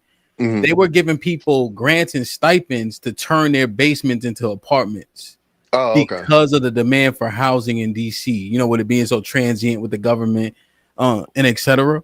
So I think that falls into this too. They closed up Berry Farms, which was a huge, pretty large housing project. Mm-hmm. And so where do people go? Most people move out to PG County, Maryland, you know, in Waldorf and such, but then people get stuck in a rut between a rock and a hard place. And what happens? There's already not enough housing. DC also has the ordinance to where you can't build any building higher than a monument. So now that exacerbates the issue too, because you don't got the skyscrapers like you see in New York, because you can't build them that high, you know, because otherwise apartments would be to the ceiling, you know what I mean, or you know, to the clouds. So there's a lot of factors, you know, essentially that play into this. Go ahead. When I heard about the enforcement, I was in my head, I'm thinking, okay, they might have the same problem we had because it's like insane out here. But if it's not that bad, then that's kind of well, and it's not about just the numbers, but why the numbers are the way they are. A lot of you're in Cali, right? Yeah. So a lot of times the people are driven to homelessness just because Cali's so damn expensive to live in. No, for sure. We actually got people that work 9 to 5s. It's a highly regulated state. But then the fires, when you said fires, you're like, well, not forest fires. Well, yeah, forest fires also are driving people in. No. I wouldn't go there. Because, and then I say that because it's not like these people on the street are like all of these displaced people from these fires. Honestly, no. I'm not saying that either. Oh, okay. I'm saying we don't have that at all. Oh, okay. Yeah. Got you. You see what I mean? What's driving our homeless population is drugs / crime and mental illness for the most part. And if there's like poverty-driven homelessness, it's so close to drugs / crime. The only way out or in would be through that. And once you're in it, you're going to be affected by it. Whereas in California, there's so many other different reasons, including you know, the housing displacement is a different picture. Yeah, that makes sense. You know, and people are going to treat it as such. People are going to build these megalith, right, 3-story encampments that you're talking about. Where over here, they're going to Home Depot. They're going to get a 5-finger discount on an $80 3-man tent and pitch that bitch under a bridge and start getting high. Gotcha. Yeah, I don't know if they just started. I've heard rumors about other states busting them in here, or a lot of them transient. I don't know how you say that word. Transient over here because of the benefits. But Baltimore, look up Kensington, Philadelphia. You want to exercise? You want a textbook exercise in encampment homelessness and how it relates to like urban crime and poverty? Check out Kensington, Philadelphia. That is poster child for that. Yeah, the fires. I was saying though those would be results of the encampments because when they build a fire at night, it ends up getting out of control. But no, I hear you. It's a completely different situation. So yeah, I think that would be handled differently. Yeah, no, 100%. But just to break down like this, the whole totality of why this is all going on is because they building DC up with all these luxury apartments. So in DC, you have something called the IZ program, which is you'll be able to afford these $5,000 apartments, but you got these people working in Congress, living in the same apartments that people from the hood are coming in and only paying like $500, $200, and getting Section 8 vouchers because you have to allow at least 10% of every building out here has to be have Section 8 vouchers to be able to take it, no matter how much it is. I will say too, don't be surprised. LA is going to be next because they got the Olympics, I believe, in a couple of years, and not even just America. Every country that hosts them, they clean their shit up immediately when the Olympics coming. So don't be surprised if you start hearing about LA. They starting to. I think they actually already started, but they about to start doing something about the homeless out here and stuff, and the crime. But that's the thing. That's what's going on out here. And I'm telling you, it's not because it's the black on black crime. That's not the reason why Trump sent them out here. It's because white people are starting to get robbed. Congress people who's working in Congress or who lobbyists who living around here, they are getting robbed. That's the only reason they're pressing the issue now. because this has been going on for years, but now they don't. These kids don't care. They're going after everybody. So it's like Yeah. it's a mixture. So once their own is starting to get hurt, that's when they're coming in and trying to lock shit down. Yeah, a lot of that was going on in LA too. They was hitting Beverly Hills and Melrose and stuff and getting people for their watches and stuff. That's why I always chuckle at the fact that we only do it to each other. I don't know where you from, but that ain't how we go out here. At a bip capital. But You already nah, know. man.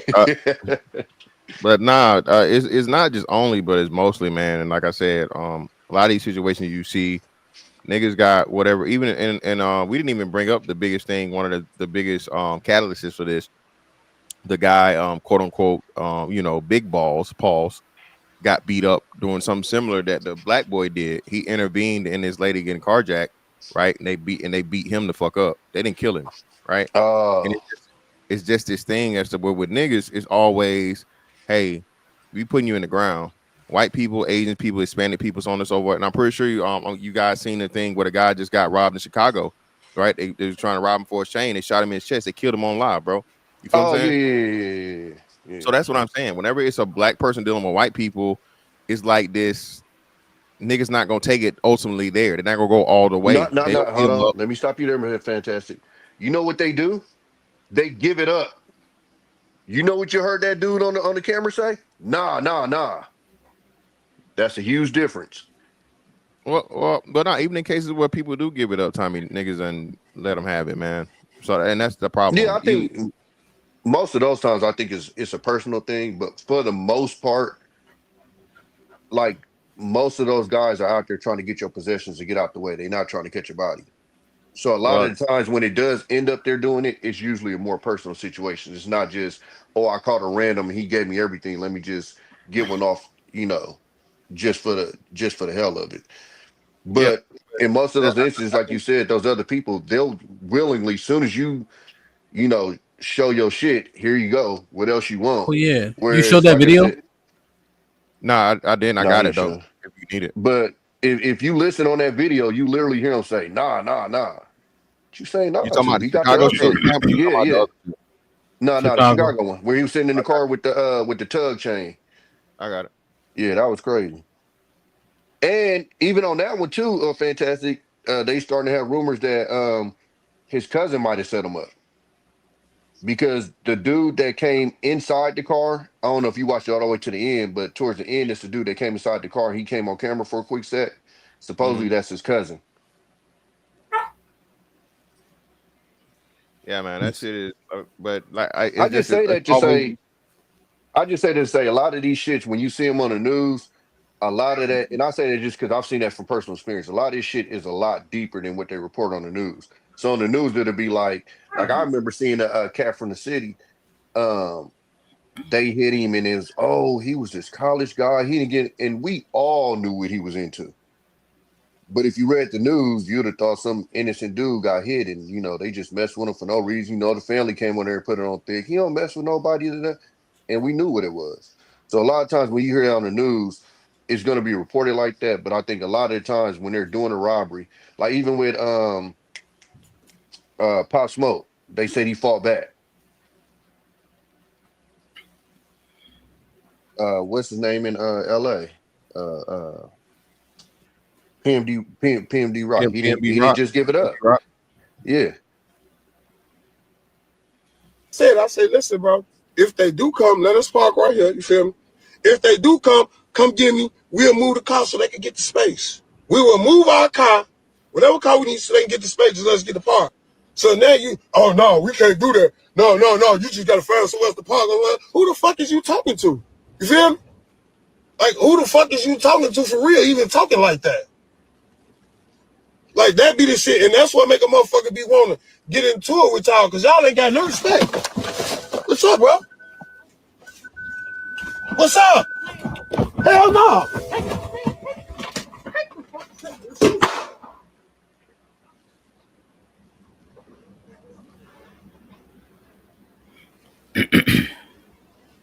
Yeah, it goes silent for a minute after this, and then you'll start hearing people in the background. But towards the end, you'll see the young dude coming in.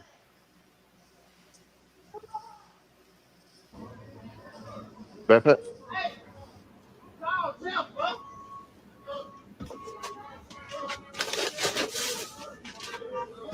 No, nobody touched nothing over here. Hey, this is my blood cousin, fuck. I got it. I'm trying to find the key because this bitch a lock and this shit ain't. Huh? And that's why I'm finna see.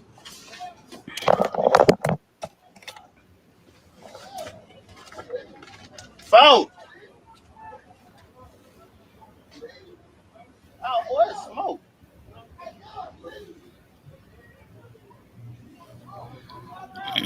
That's about the end of it. Fantastic. Ain't really nothing else to go on after that. Ain't nothing else. But everything I say is internet fodder. How did Don't he take get that there as to be so true. fast, though? And that's what everybody It was was saying. Wait, Not wait, only, wait. not he only was did he outside get there fast, but just the lack of emotion that your cousin got shot.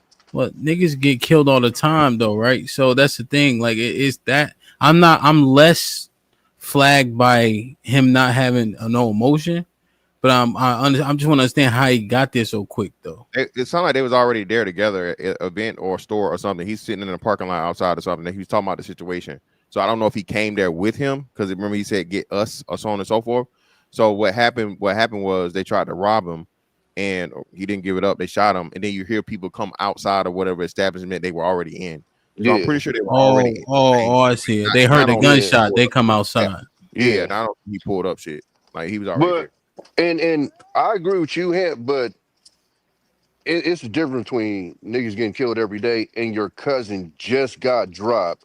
And I mean, I guess everybody reacts differently, but you showing no signs of sadness, anger, nothing. Like you're worried about his keys, and he's laying on the ground, about to go see Uncle Charles. Like, I mean, yeah, no, I just be knowing. Niggas don't be overreact. I'm telling you, especially if they outside like that, right? I mean, I don't know. I just a few different situations. I just seen people just react pretty calmly.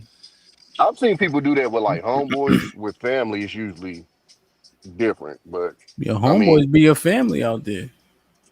They do be, but family's family. And I say that only because like family is, we was in grandma's house at 2 years old in diapers type. Like it's usually a different type of connection. So I mean, I don't know what their relationship was as far as, all of that. But that's what that's what the internet investigators was going at with Where he get hit at? the cousin. I didn't hear about where he got hit at. Oh, in the chest. Middle. It said Chest? in the Okay. chest. Hey, wait, what was he saying? Did y'all make out what he was saying? As far as Outside what? the car or inside the car? I heard what he said inside the car, but like, what's he saying? Hell, he said hell no. Oh, I heard him say hell no. Oh, the dude that was robbing, he said, "Get his shit up, nigga." That's what the dude that was trying to rob him said. Give it up, nigga. No. Did he say hell no to that statement? I don't know. Yeah, I don't know. It was initial, so I don't know if he was saying or whatever. But he just. I think hell no was him reacting to them running up with the pistol. I don't think it was a no. I think hell no was just hell no. And like, I think they opened the door on him too. I don't think I think they opened the door, and that's why his reaction was like to throw his hands up, like, oh hell no. They smoked him. Yeah, but what I was saying to you, Fantastic, is most of them dudes is like Jack Boy, and I say this because I think with rap, with the movies, with TV shows, they kind of take the street life and squeeze every character in the streets into one character. So you have like a ghost who's like the kingpin, but he'll still go out and get a body. He'll still go out and rob. It's like that's not how it works. It's not how it operates. So a lot of the Jack boys aren't necessarily shooters, so they're not wanting to go out and shoot. Now you can occasionally come out with a guy that's a shooter that's jacking, but for most part, if you're just a Jack boy, you're not trying to shoot nobody. You're just trying to get it off of them. And so when you get people that start to fight back or whatever, then you end up in situations like this a lot of times where a motherfucker just get one off on you and get out of the way. Tommy, that's not how that works. Every Jack boy is a potential shooter if you pull in the burner on somebody. They the ones shooting people. No, absolutely no. Yeah. Because if he don't want to shoot you, he ain't gonna shoot you. No, because what he was saying was because when they rob other races, they don't they don't typically shoot them. And I told them a lot of times in those situations where they're shooting, it's a more of a personal situation. It's not just a robbery. And also, when you rob those people, they just give it up. There That is well, no. They nah, just, here nah, you go. nah, nah, nah. When people are getting robbed and they resist, that's when you run the risk of getting shot. What was Yeah. the actor that there was an actor that got shot outside trying to stop somebody from getting his girl from getting robbed. I think they shot him right in the chest. He was on, I forget what movie he was on. The dude from Cash App got stabbed up and shot. From Cash App? I know. Yeah, the guy who I think he created That was Cash that App or was something. Oh, that okay. that was purposeful though. But Yeah, I know that's another white boy in Philadelphia. They tried to rob him. They shot him and stabbed him because he resisted. The resist No, that's my point, Ham. Jack boys are shooters. As long as you don't resist, you don't got to find out. Because that's the I'll be length you right got to back. be willing to go. You know. Go ahead. Oh, Aaron said be right back. So this was the setup. Go ahead, Mr. Fantastic.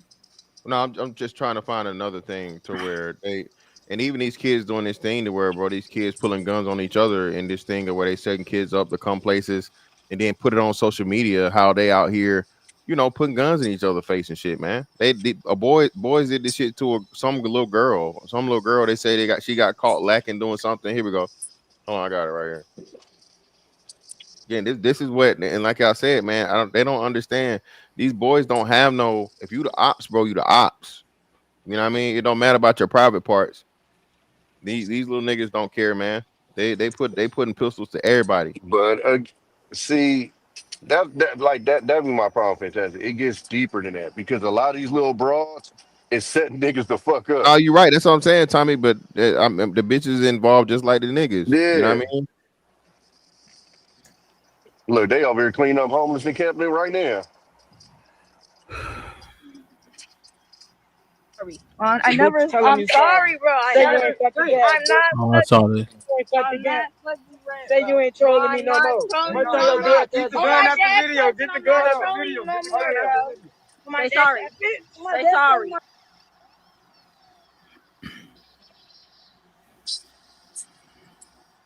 So I know that's one of those key issues that's going down in DC.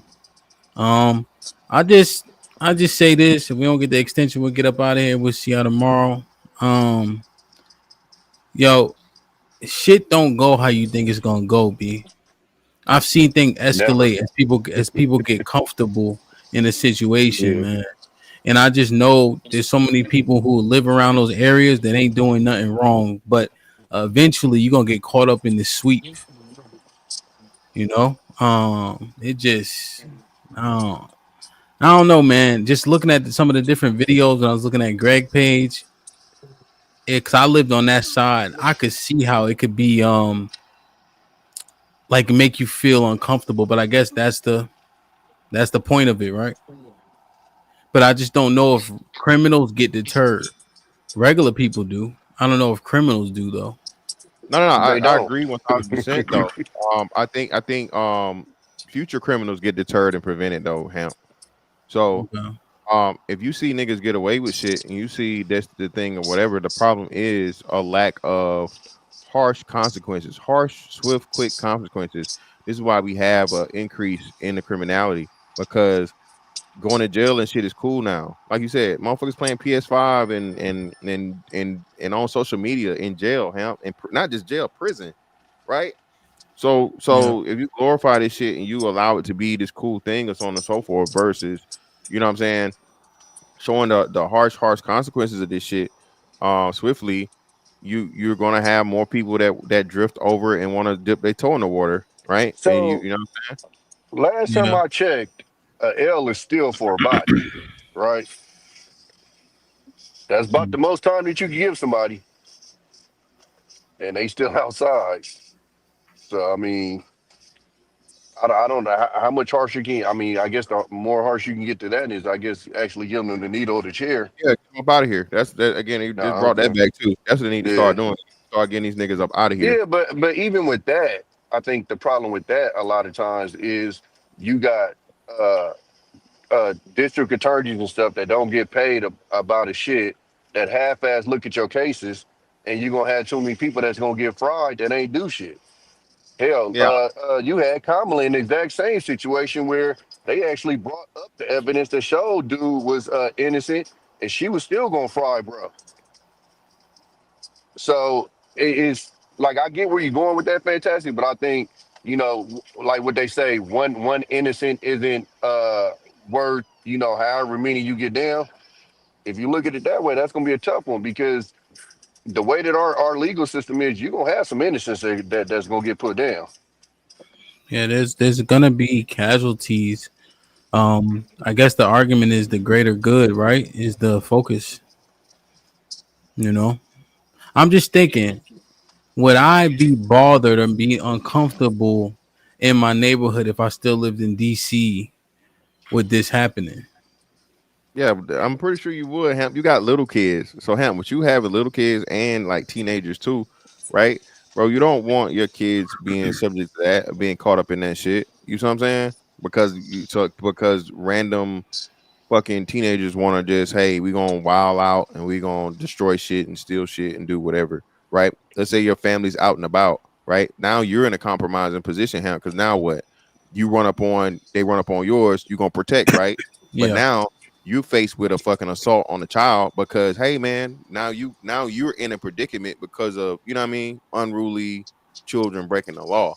And I don't think people really understand just how crazy shit can, because criminals doing criminal shit, even in cases where niggas smoke the person trying to rob them. Bro, a lot of it is in DC. Ain't no motherfucking charges not being filed. You got to fight that case. If you're in one of these cities that don't have, that's not pro gun, right? That's the benefit of being in Florida. That's the benefit of being in Texas. That stand your ground shit saved Rudolph's ass, right?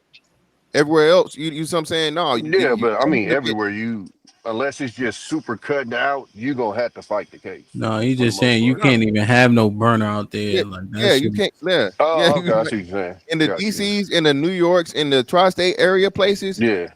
you even if you are legally found to self-defense, you finna do 10 years for the burner I because don't you don't know have the proper how y'all paperwork and live yo, in shit. them I places. That is I insane. I could not get a gun in DC or Maryland, but I could get one in Texas. You know. Well, even like out here, Hold on, and I Tommy. think Hold that. on, hold Oh, on, go ahead, hold go on. ahead. 1 second. Just 1 second. So yeah, no, 100%. And I mean, just looking at in the environment, I'm just trying to, and you know how people always think about themselves, right? So our opinion is so subjective. Like I don't really feel uncomfortable, and at the same time, like my wife, like my daughter, just walking to the store is a no go. Know what I'm saying, like just because of the amount of loitering and shit like that, you know. And then somebody say the wrong thing or whatever the case is, then that get handled in a unnecessary way, shit like that.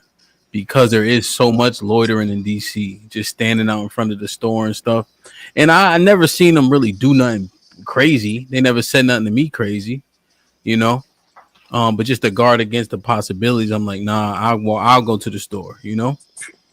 Yeah, but like I'm, you say, I'm who are you more likely to harass? Who are you more likely to have an issue and problem with? A grown ass man, right, or a teenage girl, or Yeah, you know what I'm a saying, a woman. Yeah, solitary woman by herself. Yeah, so I, yeah. I think the thing that kind of bothers me the most is just the influence because I got a son. As far as living here, like I got friends that grew up where I grew up at, and they didn't have any of the problems because they stayed out the way. Niggas ain't never got jumped. Niggas ain't never got shot at. Like they lived a very normal life, and I think that's the biggest thing that kind of be getting me with people is the majority of people that live in the hood live a relatively normal life. The stuff that we hear about are the outrageous. It's the stuff that sticks out. But most people in the hood go to work, come back home every day, uh, and feed their kids and stuff. And most kids is going to school and coming back home. I remember when they had the conversation about old boy in Texas, and everybody and their mama was, oh, I would have, bro. If everybody fought the way people say they fought on the internet, then high school would have been a Royal Rumble. Hey, what? Well, niggas was fighting. That's what that. Well, yeah. I mean, so damn, I forgot what I was gonna say. So that's the thing about this, though, right? with them policing, allegedly how they're policing, innocent people get found guilty or at the very least get accosted, or your quality of life is going to change if the stop and frisk is now a part of how they're policing. And I think that's the overarching concern. But again, if we're willing to risk innocent people for the quote unquote greater good, then I guess that's just a part of it. Coach Ferg, what's good? How y'all doing, man? Can y'all hear me? Yes, sir. Yeah, I just been listening in for about the last hour since y'all just guessed up. What's up, everybody? How y'all doing, man? How's it going? I'm just listening to the issues and possible solutions. And, this is what I retired from. One of the biggest issues that was always had, and especially working in the public schools in Chicago, didn't have enough men showing up. And as far as the community aspect, it's too late in the community. I was allowed to every year for 8 years, I had to get 60 young men, 9 through 10th graders, who may have had issues with home life, drugs, maybe some delinquency issues, truancy issues, and I was allowed to do groups with them every day. Well, 2 days a week. They were taken out of the core classes, and 15 at a time, depending on their schedule, they would come and we would sit in groups and we went over core values such as what we talk about online: accountability, integrity, positive anger, setting goals, and respect for womanhood, right? And it takes at least 3 months to 6 months sort of for that information to start resonating in their lives, because once they left school, they still had to go out into the community, and not everybody in the community is trying to be better. But what it did, it showed them that they can make better decisions going forward. And I don't think that that's happening enough, especially in America. We try to catch them after school, but most people have already made their decisions on what life they're going to take after they get out of high school. Some go to college, military, some just, want to do nothing and just mosey around in the streets for a while. But once they turn 21, they realize that, life is a little different. And in between that, I would say that teenage years through 21, if they have no structured movement, then it sort of gets chaotic at some point. But again, not enough men show up in the schools, and that's where it's needed. The community, again, is too late. When I first moved down here closer to Kentucky, where I'm from, in Louisville, I went to some of these community centers that I saw probably could need my help. What they've done, they've given 95% of the grants to the churches. And we all know the churches are not doing anything on the community at large. They only focus on their congregation. So I didn't get no motion from any churches. They're like, oh yeah, we'll get back to you. And, and now they still having these town hall meetings about how dangerous it is, because again, this behavior is getting younger and younger. But, there are some laws that could help it, just allowing fathers to be more engaged, putting resources for, young fathers to start being able to have conversations about life with sons, regardless of relationships with mothers. And one more thing, what y'all seeing, it's happened before. In 2008, Chicago put a bid for the Olympics, and they was going around trying to clean up the neighborhoods. And they were full-fledged ahead until they realized they didn't get the Olympics. Then they sort of just got lax on it, and, crime went back up. But since the Olympics are coming here for sure, now that we know, it's going to happen in every part of the country. Every metropolitan city, over 300,000-400,000, you're going to start seeing this going around, because the world's eyes will be on America. Tourist attraction. Everybody wants to go to DC when they come here. Everybody wants to go to LA, Florida. So you're going to start seeing it. especially you'll probably start seeing it first in the non-sanctuary cities, but you're going to start seeing it cleaned up. I think they already started in California, like Tommy alluded. The homeless, they moving them up. In Kentucky, they moving them around, and so.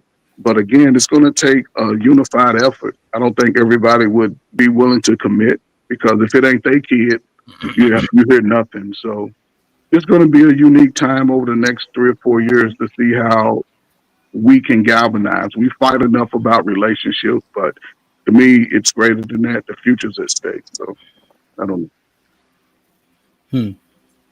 Yeah, man. Like, share, subscribe, tell a friend and tell a friend, man. Hit that like button right now if you can. That helps the channel the most. I don't know. It's interesting, man. As we continue to talk to people on the ground and trying to figure out what's what, we hear a lot of so-called solutions in real time. We have to see how much they will actually work. They sound good. But a lot of these kids need consistency.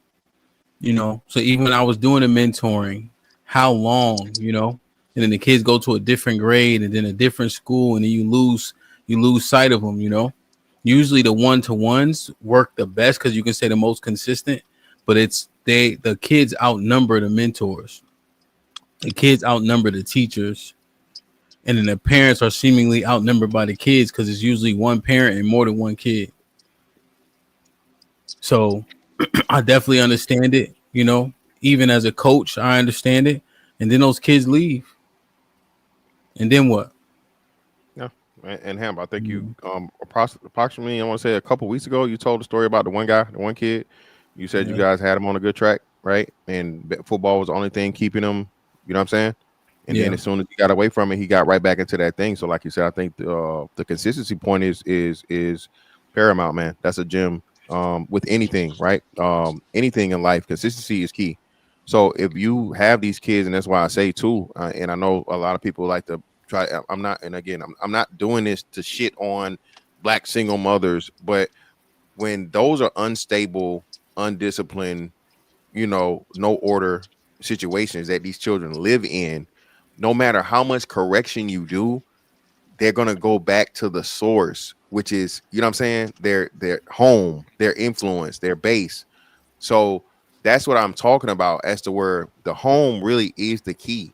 No matter how much work we do outside of the home, if that child leaves a structured environment, a healthy environment, and returns back to, all of these things, and in a lot of these cases, things that don't get said, man, listen, they purposely don't want these kids to be better. They purposely don't want these kids getting away from, these kids are attacked for that. What you mean you doing this and you doing that and all these different things, right? And again, there's been people that have told the story about it. So I think until we really start, and that's the importance of this thing, man. No matter how many outreaches and activities and all these different things, bro, it's never going to be able to override the home. It's just not. And that's why we have to talk about the root issue and the root cause. Yeah, this one thing we got to talk about more. Maybe we'll do it this week. Is fathers are afraid. These situations are difficult, right? I acknowledge that, but fathers are afraid because we don't understand. Right? We are afraid of child support. We are afraid of a lot of things that we think might happen. And fathers are very tiptoey when it comes to these court systems. The fathers that made sure that they had the birth certificates and signed for their rights and knew the kid was there, they got the visitation overwhelmingly. But oftentimes we just take the shit on the chin. Very similarly to how do we act in divorce? Because we think we're going to get it back. We think child support is going to be imminent. If she doing it anyway, child support and visitation aren't mutually exclusive. Those two things are separate. But I'm going to tell you, men are afraid to get put on papers and child support and all this. And I'm not disregarding the diabolical nature that Mr. Fantastic brings up about what she willing to say about you. We saw it with the track runner. Carl Richardson, yeah, Sha'Carri. I'm willing to say whatever I need to say to get my way. I'm not dismissing that. But I'm telling you, man, trying is lower than what we give it credit for. And the only way this gonna change is with the fathers. In terms of, because like the point of consistency, Mr. Fantastic, it's only so much we can do from the outside in. But if we could supplement what's already being instilled, that's where that kid wins. If I'm trying to do it all myself, it's impossible, right? And I use football. I use sports because that's what I was able to give back at, right? There's a lot of shit you can do. Q Butter with the STEM school, right? You know, but when football season over, if they don't play another sport, I'll see them every day because we lifting weights, right? But he might go with the soft ass basketball coach. No offense to basketball. He might go with the wrestling coach, right? They have different prescriptions than me, right? They don't have progress reports for them, and their goal is different, you know? And so now what? Those are different influences until I get them back for spring ball, right? And if his house isn't mirroring, or we're not mirroring the house, how effective is it? You know, but I think that for the men just talking to us, I think there's a lot of fear behind the system. And I don't think we mean to fear monger men when we have these conversations, but I think it's a natural maturation, you know, because it's almost painted like we lose no matter what. And I'm not disagreeing with it, but I think it's something we need to assess. Yeah, I agree 1,000%. I'm saying it's not. I'm not saying it's a lose regardless. I think again, there should be far more proactive things in fathers, and I think that's something that we need to start doing as a group, right? Black men specifically, when it comes to fathers' rights and knowing the court system and stuff. But at the same time, Hamp, these niggas, man, listen. Out of all the years I talked about this shit, Hamp, I've had maybe I think 2 brothers that's reached out to me for any type of real advice when it comes to, you know, family court, child support, all these different things. And now you got brothers that literally got whole social media pages and things dedicated to it, right? So I think that's just sheer laziness, not even a fear aspect of it.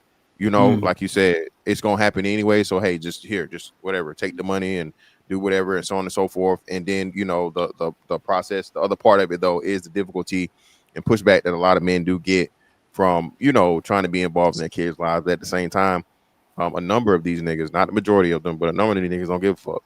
They just out here being notorious nutters, and these women having the kids with these, and that's the problem. The women that are out here creating children with fathers who never intended to be fathers are the problem, Hamp, because now, oh, we need you to do some of these kids. And we need you to mentor. We need you to this. We need you to coach. We need you to all this. And to a degree, I understand, right?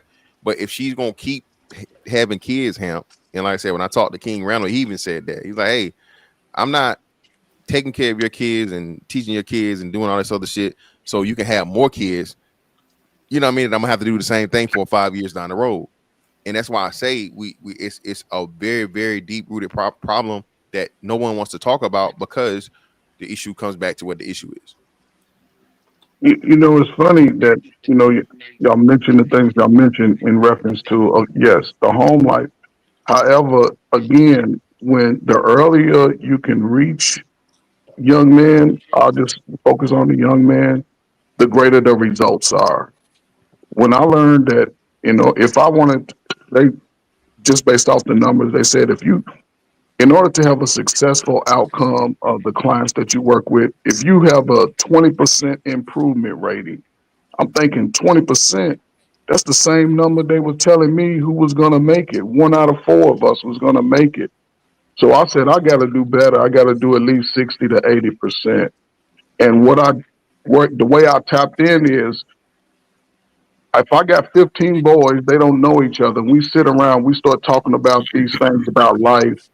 They start to realize they all have something in common. They all it's sort of like that trauma bonding, but you recognize the traumas, but once you recognize it, you have to be willing to, I guess I used to call it, throw it in the fire.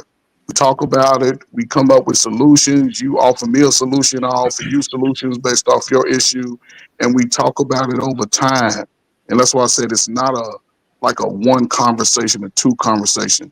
Some of these young men are in dire situations, and it may take months, maybe a year or so, So if we can catch them 6th grade through maybe 10th grade, by that time they've gotten over the puberty, they've gotten over the peer pressure, because it's a lot of kids that want to do good, but in our community, what do we call them? We call them lames. We call them busters. So that kid, in order to want to fit in based off the peer pressure, he may deviate and resemble behavior that's not really his true nature. That's why when we see these things happen, they break down when they realize the severity of it.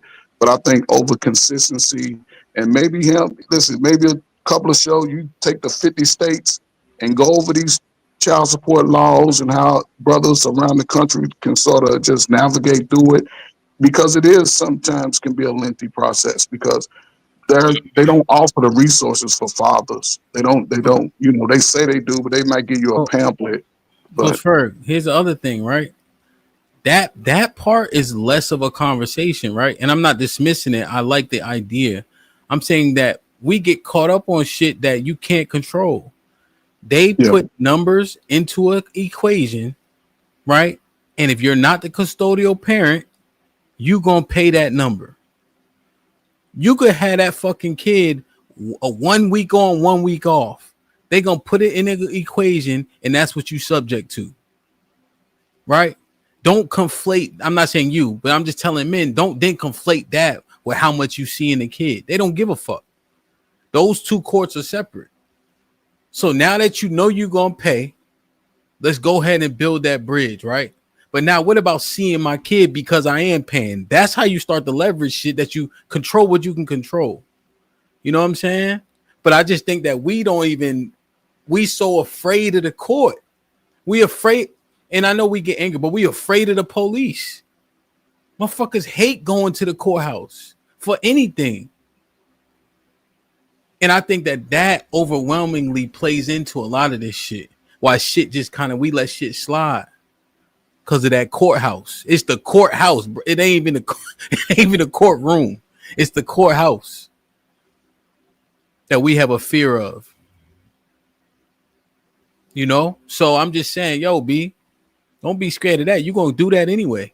But that's the cost of making sure you raise that kid so he don't become a delinquent or a degenerate, or he's less than what he should be. Because the 2-parent household is everything. Let's be clear. The 2-parent household is everything. You know what I'm saying? So I don't know, man. It's just chop it up. I think it's just it's multi-layered. That's why I said the biggest thing that scares me about living in the hood is more the influence on my son than anything else, because um everything that I went through, like, I was influenced. Like, everybody that I grew up with from the sandbox became factors in my hood. So I was just automatically in that. It wasn't no like we was in a playground like on these coming up with these devious plans. That's just kind of what they formed into, and that was my friend. There wasn't no I think a lot of times people think that a lot of this shit start up with, oh, let me get a group of guys so we can go do this. It's like, nah, we was just partners, and we start getting in, and everything kind of escalated. It went from, okay, we might break the windows on this old factory or whatever for fun or whatever. Then it might go, we might break the windows in the car and get a radio. Then it might go, we might just take the car. Like, it kind of escalates up or whatever. And that's coming from a 2-parent household. So even with the father there, you're spending a lot more hours with your friends than you are with your parents a lot of times. Yeah, no, And 100%. It's you're right, but it doesn't negate it. It just lets us know that there will be outliers that come from great situations that still fall subject to things that are negative, right? We understand that, but those are going to be the minority, you know, because when we was out doing stuff, and I've been in trouble, but I can at least hear my father, right? No, for You sure. know, Yeah, for you know, sure. there was so many times. I mean, when I got in trouble at the highest degree, my father's face is what burned in my head. My mom gonna be my mom, right? She fussing and crying, whatever. But my father's face, that disappointment is life changing. You know what I'm saying? As a boy, right? No, As that's I'm saying, real. as a young boy. So I think that, you know, that yes, you're right. There's still gonna be issues, you know, but that influence is you can't you can't pay for it if you had all the money in the world, you know. Yeah, I think going off of what you said, I think that's kind of what a father does do, even if the kid kind of turns off, is it kind of push that conscience in your head. Because I tell people all the time, like I never ran from the police, I ran from my dad. Because going to juvie wasn't shit. My partners was there, but coming home and getting that ass whooping I was gonna get, I wasn't signing up for that. Yeah. So having that, I think that when I look back on my group of friends, that's kind of what separated me from them and why they are where they at right now, where I'm at. So it did make a difference. But I'm just saying, going through the stuff that I went through, I also put a lot of it on luck Yeah. because one thing, and I couldn't be on here talking to y'all right now. So Yeah, nah, for sure, man. And last thing about the equation, I want to say is they consider her bread too, right? So if we got this average income that's about there the same, right? You can go to a website right now. One of my buddies was head of child support in DC. You can go put the numbers into an equation right now, the same equation that they use right now, and figure out damn near what you're gonna pay if you know around about her income. Right? So get over that part. Now let's fight for the kid. That's the part. Another thing, when you go to court, right? You go to court, they assess the case, right, with a prosecutor, etc. You can even see if you need a lawyer because they often give a lot of deference to people who are laymen. I forget the proper term when you try to represent yourself. Pro se. And then they'll be like, "You sure you don't want a lawyer?" And then based on that tone, you be like, oh, "Shit, maybe I can." Right? Like Yeah. you can. It's go ahead, Mr. Fantastic. Yeah, no, appreciate you. So listen, man.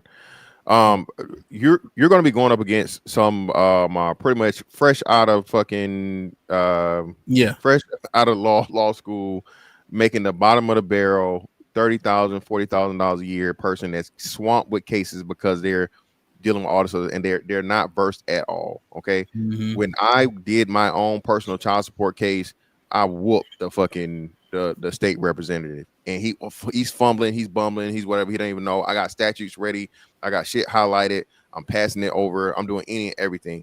You can do this yourself, okay? You don't need a lawyer. At the end of the day, again, you know, all these motherfuckers working together. HAMP did a perfect rendition. Make sure y'all go watch that. Listen, your attorney is working with the fucking state and all this other shit. Okay, I never forget this shit. I was in Virginia, and Buddy told me how much money he gave his old lady in child support. I'm like, bro, that's too high, right? That's too high, fam. What are you talking about? Well, no, she was asking for alimony. Whatever. I'm like, nigga, can't you see they just worked the alimony into the child support and you agreed to it? Like, what are we talking about? They not listening. Yeah, man. Please, please. And then you could go, like Mr. Fantastic, you can go to the damn, like they have lawyers in the place, the law library, like they be like, oh, okay, boom, boom, boom, right? Because like he said, they just getting out, they learning too, and they getting paid to be there. Yeah, right. There's so much shit that you can do, man. And we just had to have a whole conversation on it, really. You know, we kind of rushing it now, but we just looking at these kids, and now we got martial law, and there's pros and cons to all of this shit.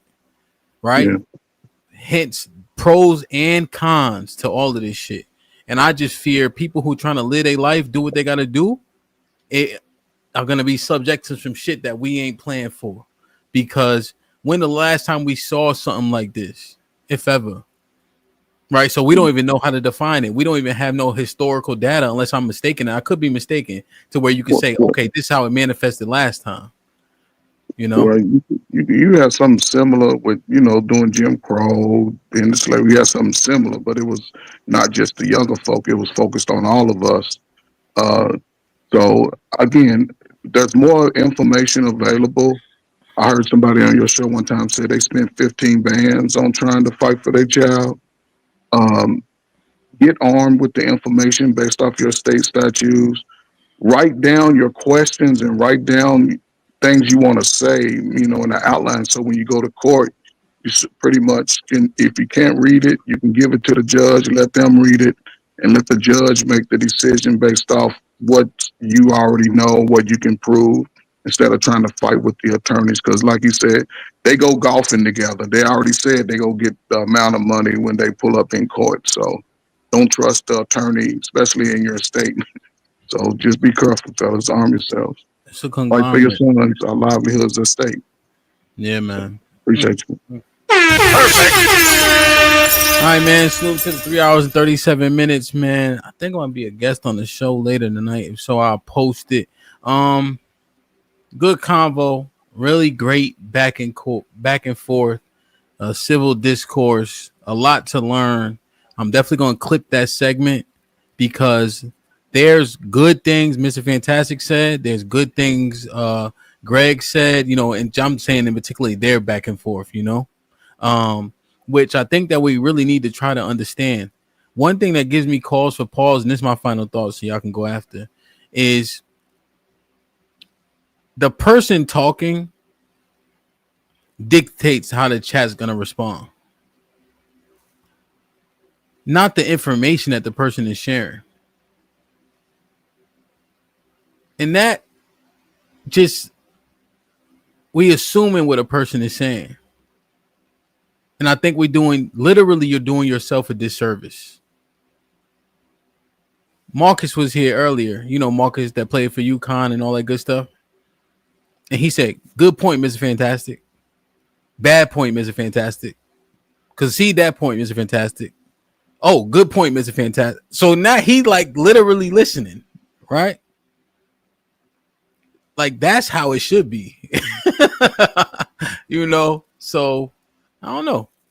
If you don't like it, put it on your whiteboard and disprove it. If you can't, adopt it.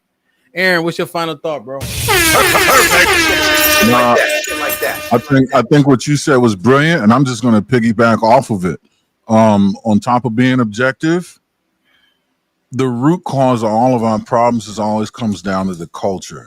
The best thing that we all can do, or the most initial thing, the most immediate thing, the most free and easy thing to do, is change how you represent the culture.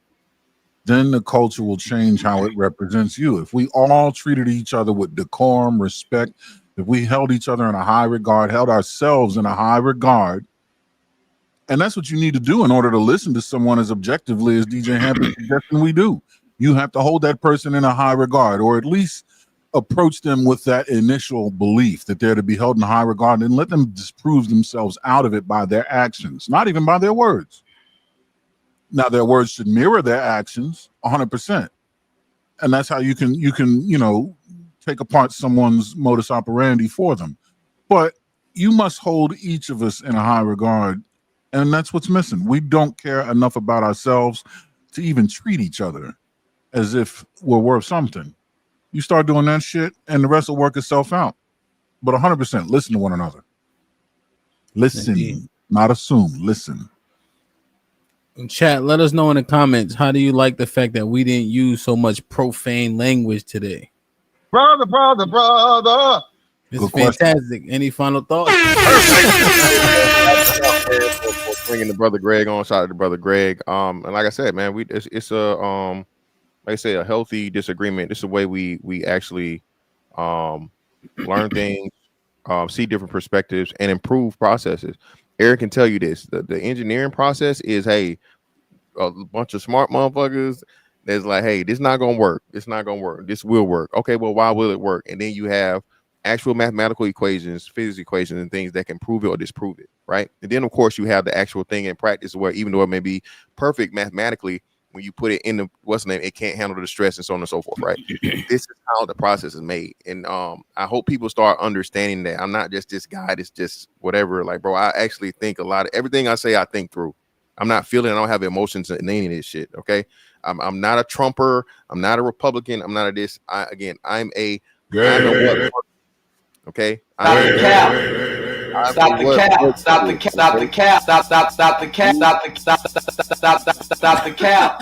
If you put a Democratic person in front of me that's a reasonable person, which is impossible to find, but if you listen, and like I said, I agree with Greg on some of his points. So shout out to again that brother for providing an opportunity for us to have you know, a war of the words of such, you know, and philosophies. And I think there can be a lot of good information taken from it, no matter who you agree with. I think. So wait, hold on, Mr. Fantastic. You're not a Trumper for real? I'm not. I never been. I told y'all that shit. Are you sure? I'm 1,000%, bro. Boy, No. if you don't, I don't listen. I just don't. I now listen. Stop the cap. I do not. I despise Biden because I know what Biden was. Everything I said about Biden came to be true. and you're not a Trumper, just to be clear. No, I'm not. I'm not. Come on now, dog. Come on, man. I'm not even Republican. I have no political affiliation. I'm not. What you call it? What you call the motherfuckers in the middle? I'm not an independent. Nothing, bro. I do not have a any type of political party, bro. No, that makes you independent.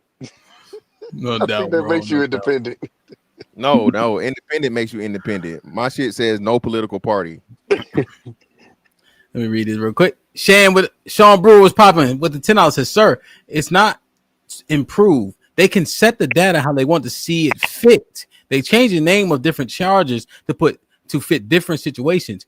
Use your eyes. Do you see change to crime rate? John with the $10 says, I got held over the weekend in lockup. Realized quick that I'm not about that life. I almost went crazy within the first few hours looking at those four walls. KP was goody with the $10 says, Hamp, you know many of the women weaponize the same white man against the brothers they complain about. It's nasty work when they keep the children from an involved father and then petition for mentors. Yeah, it's definitely it's oxymoronic, it's contradictory, and it's selfish as fuck. Right? You brought this up.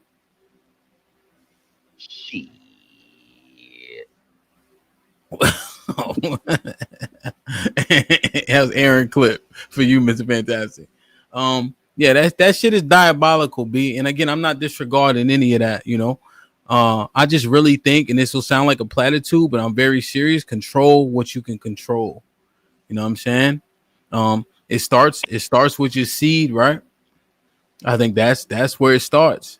But once you win it, pun intended. Right? I don't care what Mr. Fantastic tell me about the stats. Niggas hate condoms. Okay. So now that we know that shit is hard as shit for us to control for some reason. The hoes do too. That's the part he didn't tell you. Okay. The hoes hate them too. Niggas and hoes hate condoms. Okay. After minute 46, there's no condom in sight. We know that. All right, so now that we know we can't control that part, once you get to court, because you're going to court, go to court, God damn it, and fight for what you already have rights to. See, that's the part. That's the point. Damn, man, good show, good show. Tommy, Coach Ferg, anything else? I think, and it's kind of going to even like what you're saying with the child support. I think we've become a society where everybody lives through other people's traumas. And I think that's the biggest problem. You got guys that hear all of these terrible stories about child support. But the problem with it is you don't know any of the underlying issues that went along with that specific case. You just hear the result and you're acting off that result as if it happened to you. And I think that happens in a lot of these situations where we talking about the men and women situation, where we talking about crime. You just had somebody that said basically something about look around. Does it look like the crime rate is down? It's statistically fact that majority of us ain't dealing with crime, bro. Most of the time we seeing crime, it's through a TV screen. That's statistically true. I quote unquote live in I believe the 9th most dangerous city in America. I don't see crime on a daily basis. I go to work, I come home. But I think we've been conditioned to live through everybody else's trauma or live through everybody else's experience. So when we see all of this shit on social media, on the news, we almost act as if we actually went through it. And then we act in life as if that's something we're going through personally. I think a lot of people need to get out of that. Yeah. Other people's projection becomes your projection, right? What's up, Coach Ferg? I just hope to everybody that's listened in, man. Take these nuggets, man. Apply it to your life. We are modern people, but we are the dumbest people. Take the information, apply it to you. If it don't apply today, put it in your memory bank. Hopefully it may circle around or it may apply to somebody that's close to you. We have to start getting in front of these issues. We've been reacting to them for the last 65 years. The days of welfare and handouts are over. Every man and woman and child are going to have to pull their weight. So get ahead of it, and hopefully you can set your future going forward. If not, the world don't give a damn about your feelings. You're going to be able to keep crying, man. So salute to everybody, man. They want to get out here and do the right thing, man. And I'll say this last thing. Age 12, ladies, when your sons turn 12 and his scrotum sac separate from his body, find a Uncle Hamp, Uncle Ern, Uncle Fantastic, Uncle Tommy, the daddy, whoever, and let that boy go spend some time with him. Let him talk to him. Let him give him something that you can't give them. Some balls, so they can be better, man. Indeed, man. Indeed. I love y'all. I appreciate y'all. Be safe and do the right thing, man. Like, share, subscribe. Tell a friend to tell a friend. And we out. Closed-minded folks, you know what I'm saying? It's like we got a demo tape and nobody want to hear, but it's like this, the South got something to say. That's all I got to say.